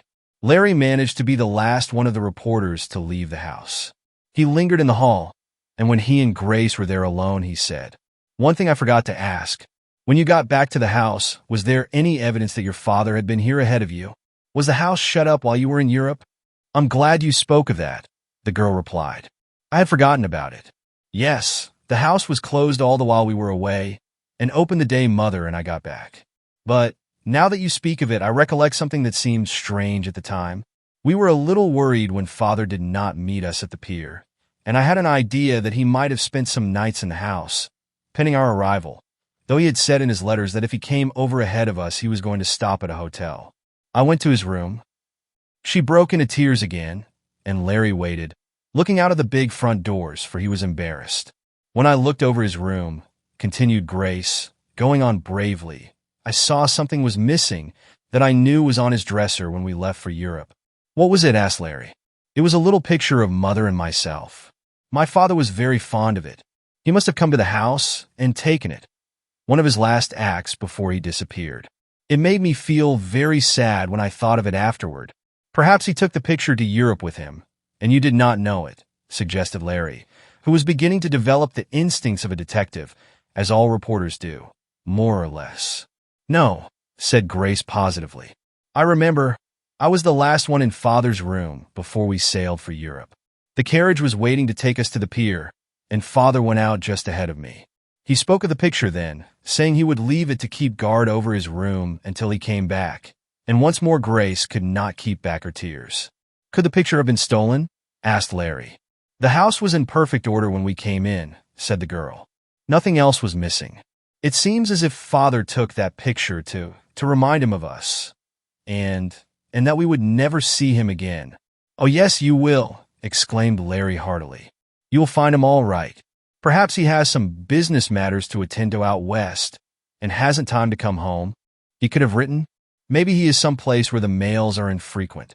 Thus Larry tried to comfort Grace. But it was hard work, for the disappearance of Hamden Potter certainly was strange and difficult to explain. I'll let you know if we hear any news, said Larry as he prepared to go. Will you? That will be very kind of you. I thank you very much for your help. I would never have known what to do if it had not been for your suggestions. Come any time you have any news for us. And I hope you will come soon, and often, Grace added with a blush. Larry's heart beat a little faster than usual, for it was not every day he received such an invitation to a millionaire's house, nor from such a pretty girl as Grace. Afraid I'll not have much chance, though, he thought to himself as he went down the steps. I'll probably be taken off this case after today, and some other reporter will get it. If I had a little more experience, they might let me work on it. Never mind, I'll get there someday. And with this, Larry comforted himself. Chapter 14. In the Tenement House. The story of Hamden Potter's disappearance, as Larry wrote it, made interesting reading. He used that part about the picture which Grace had told him, but which the other reporters did not know about. The photograph of the missing millionaire, which showed a man in the prime of life with a large mustache, came out well in the paper, and as Larry saw the article on the front page, under a big head, he could not but feel he had done well. In this he was confirmed by the city editor, who, seeing copies of the other afternoon papers, as they were brought in to him, exclaimed, Well, Larry, you did fine. How's that? Asked the youth. Why, you've got 'em all beat on the picture proposition, and none of 'em have that part about his coming back to the house and taking the miniature of his wife and daughter. That's the best part of the whole yarn. I got that by luck, almost at the last minute, when the others were gone, said Larry. That's the kind of luck that makes big stories, commented Mr. Emberg. You might take a run up to the house this evening and see if there's anything new, and then you can pay a visit in the morning. I'll have the police end looked after by Harvey, and I'll send a man to Mr. Potter's office. It's barely possible he may turn up there any minute. I have an idea that he is temporarily insane because of his heavy business responsibilities and that he has wandered off somewhere. He'll come back in a few days. What do you think about it yourself, Larry? I hardly know what to think. I never was on a case like this before. When I first heard about his taking the picture away, I thought maybe he had gone off somewhere to commit suicide and wanted it with him. No suicide for Hammond Potter, put in Harvey Newton with a laugh as he stood listening to Larry and Mr. Embarks talking. He has too much to live for. Well, I didn't want to think that, Larry went on. He has a very fine wife and a beautiful daughter, broke in Harvey. Look out, Larry. This is not a love story you're working on. Larry blushed like a girl. For several times that day, he had caught himself thinking of Grace and how pretty she was. Let Larry alone for getting all the facts in the case, said Mr. Embarks. I suppose Miss Grace gave you some information? She talked to all the reporters, Larry said. Mrs. Potter is a nervous wreck. Well, run up any time this evening, went on the city editor. You might stumble on some news. You wrote a very good story today. Try again tomorrow. We've beat the other papers on it as it is. Larry got Mr. Potter's picture back from the art department, where a cut for use in the paper had been made, and decided that he would have a good excuse for calling at the Potter residence and going back to return it as he had promised. I wish I had some news to tell her, the young reporter thought as he went home to supper, but it's too soon yet. I'd like to be a detective and see if I couldn't find her father for her. I wonder where he can be or why he disappeared. Of course, if he's out of his mind, as Mr. Embarks believes, that would account for it, but I don't think he is. Telling his mother he did not expect to be out long, Larry left the house early that evening. He intended to go to Mr. Potter's residence, leave the picture, have a few minutes talk with Grace, and then go home by way of the street on which the tenement was located, where he had undergone the queer experience with the crazy inventor. Maybe the policeman has discovered something new about that strange man from the wreck, thought Larry. He found Grace more composed than when he had seen her in the afternoon. Did you bring me any news? She asked as she took the picture. I'm sorry, but I couldn't. I will, though, if there is any to bring. I'm sure your father will be found. So am I, exclaimed the girl. Poor mother is in despair, but I am not going to give up. If the police can't find him, I'm going to make a search myself. I know a great deal about his business. Father always said I ought to have been a boy. Larry thought it would have been a pity, but he did not say so. I'll search all over until I find him, Grace went on. And I'll help you, cried Larry, fired to sudden enthusiasm. Will you? Really? That will be fine. And before she was aware of what she was doing, Grace had held out her hand. Larry gave it a firm grip, and the girl blushed. I suppose I shouldn't have done that, she said. I'm always doing things on impulse. I don't even know your name. I must call you Mr. Reporter, and she smiled. I'm Larry Dexter, said our hero, blushing a bit himself. I know your name, so now I suppose we may consider ourselves introduced. I guess so, though it isn't strictly according to form. But never mind. This is no time for ceremonies. I hope you will have news for me soon. So do I, answered Larry as he took his leave. The young reporter was soon in that neighborhood of the city where was situated the deserted tenement in which he believed there was some mystery. As he approached the ramshackle old structure, he noticed a figure pacing up and down in front of it. If that's the lunatic inventor of the airship, I think I'll pass on the other side, Larry said to himself. It was dark in that section of the city, the electric lights being few and far between. However, as the figure approached, and as Larry continued on, the youth saw he had nothing to fear, for it was that of his friend, Policeman Higgins. Well, asked Larry, as he came up, anything new? This is the reporter's form of greeting to almost everyone he meets, and means, have you any news for me? Good evening, replied Officer Higgins. I was just thinking about you. Nothing bad, I hope? No, I was wishing you'd happen along.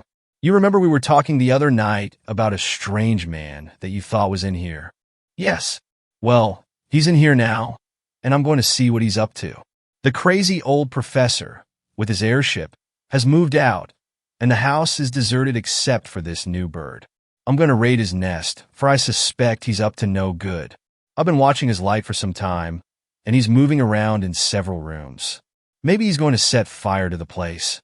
Going to tackle him alone? Asked Larry. No, I've telephoned to the sergeant to send me a man to help me go through the shack. For though I'm not a coward, I've no hankering to go in that shell after dark, knowing a man may be waiting for me with a knife or a gun. I'll stay here and see what happens, said Larry. Come along in with us if you like, went on Higgins, for he had taken a liking to the young reporter. You may get a story out of it. Here comes Storg now, he added, as the form of another bluecoat was seen approaching down the street. The two officers held a brief consultation. Higgins showed where a light was nickering back and forth between two rooms on one side of the building, about the third story up. It's been going that way for the last hour, said Higgins. I'm going in now. Get your gun ready, Storg. You may not need it, but if you do, it's best to have it handy. Larry followed behind the policeman, his heart beating a little faster than usual. He was anxious to see the man who was in hiding, and who, he believed, was the same one he and the fisherman had rescued from the sea. He believed there was a mystery connected with the fugitive which would make a good story, even if he was an East Indian. Easy now, cautioned Higgins, but Larry thought it was needless, as the heavy shoes of the officers made noise enough to awaken the soundest sleeper. The bluecoats entered the dark hallway of the tenement. The doors were void of locks and swung to and fro, creaking on rusty hinges as the wind blew them. There was a damp and unpleasant smell in the house, and now and then came queer sounds that echoed through the deserted rooms. Nothing but shutters banging, explained Higgins, as his companion in arms started. They're flapping like a bird's broken wing all over the place. Now for our mysterious friend. But for the fact that both officers carried small pocket electric lamps, operated by dry batteries, they would have had difficulty in making their way through the halls and up the stairs, for there were many holes, caused by rotting boards. As it was, they moved along with some speed, until they came to the third floor. He'll be about here somewhere, whispered Higgins in needless precaution, as their advance had been already heralded by their heavy footfalls. There's a light there, said Storg, pointing to the end of a long hall. Coming from under a door could be seen a faint gleam. That's where he is, exclaimed Higgins. Come on. Larry followed the officers. Their steps echoed through the silent building. Forward they went until they came to the door beneath which the light showed. Higgins tried the knob. The portal was locked. Let us in. We're police officers, he exclaimed. There was a rustling within the room, but no attempt was made to open the door. Open or we'll break it in, cried Higgins, and as there was no answer, but only silence, he put his big shoulder to the frail door. There was a crackling sound, a splintering of wood, and the hinges gave way. Higgins fairly jumped into the room as the portal fell in. Storg followed after him, with his hand on his revolver, ready to use it should occasion arise. But there was no need, for the room was deserted, though a candle burning on a mantel showed there had recently been an occupant in it. He's gone, cried Higgins, looking around. At that moment there was a sound in the corridor, and somewhere along its length a door opened. He's getting away, yelled Storg as he jumped back into the hallway. Larry followed, and the policeman flashed his electric lamp. Then, in the little circle of light cast from the glass bullseye, Larry saw, running down the stairs, the smooth-shaven man he had helped pull from the angry sea on the life raft. There he goes! Catch him! Cried Storg as he clattered down the stairs after the fugitive. Chapter 15. Larry's Special Assignment. Hold on! Stop! Yelled Higgins, running from the room. Halt, or I'll shoot! It would have done little good had he done so, for by this time the mysterious man was in the second hallway, and out of reach of any possible bullets. You stay here and look after things. I'll catch him, called Storg, as he raced down the stairs, his light making erratic circles as he advanced. I guess that's good advice, commented Higgins to Larry, who had remained in the upper corridor. I'm too fat to run. Let's see what he left behind. Back into the room, where the candle was burning, went Larry and the policeman. A quick survey showed nothing unusual. There were some old chairs and a table, left probably by the departed tenants. He must have had the run of several rooms, Higgins went on. He came out of some apartment farther down the hall, and that's how he fooled us. He was on the watch, and that shows there must be something queer about him. Let's take a look through the other rooms, suggested Larry. Showing his light, Higgins led the way. They went through several other bare and deserted chambers, but saw no indications that the stranger had been in them. Presently, they came to what had been a bathroom, though most of the plumbing had been torn out by thieves for the value of the lead pipes and the faucets. "He's been here," cried Larry, as he pointed to a faint spark in one corner of the room. The policeman flashed his electric on it. It proved to be a candle that had burned down into the socket, the remainder of a wick smoldering and glowing.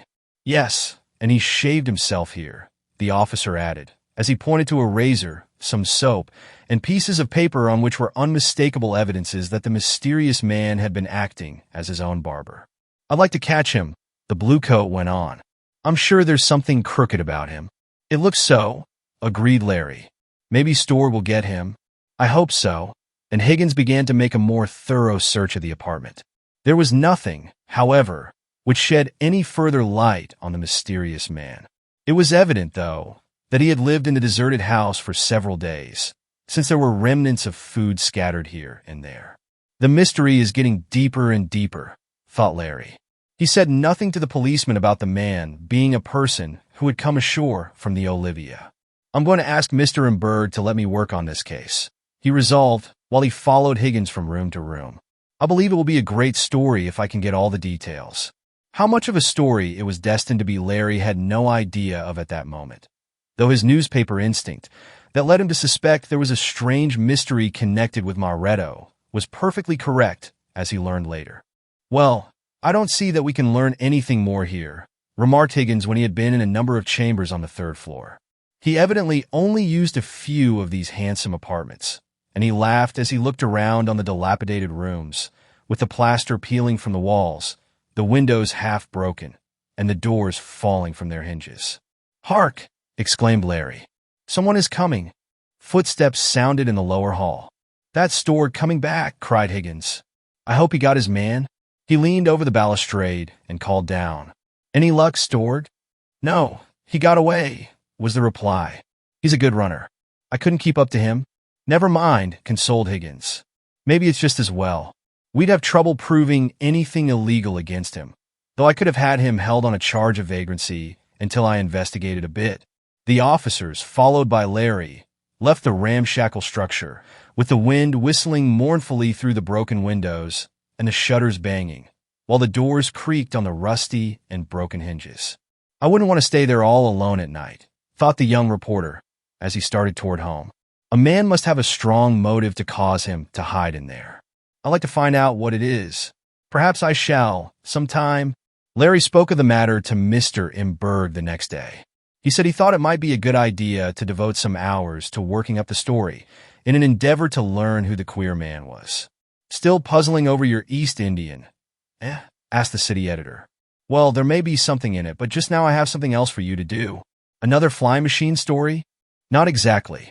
I'm going to give you a special assignment." Larry was all attention at once. The best part of the newspaper life is being given a special assignment. That is, put to work on a certain case to the exclusion of everything else.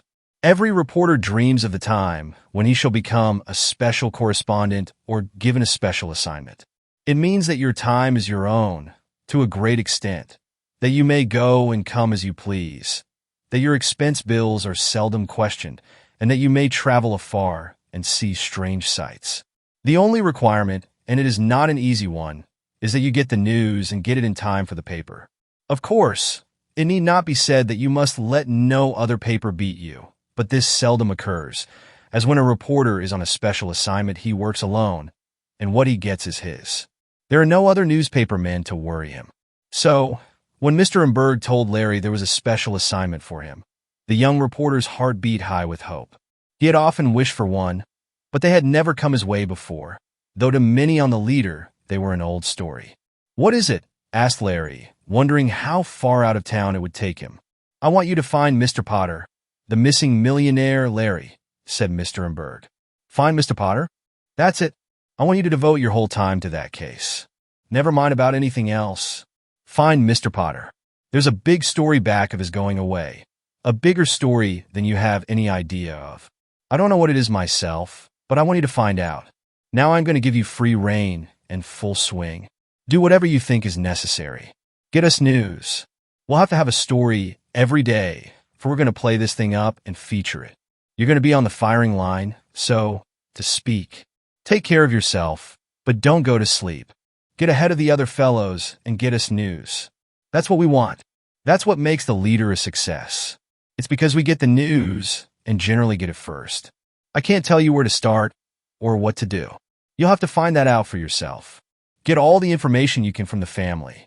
See some of Mr. Potter's business associates. Have another interview with Sullivan.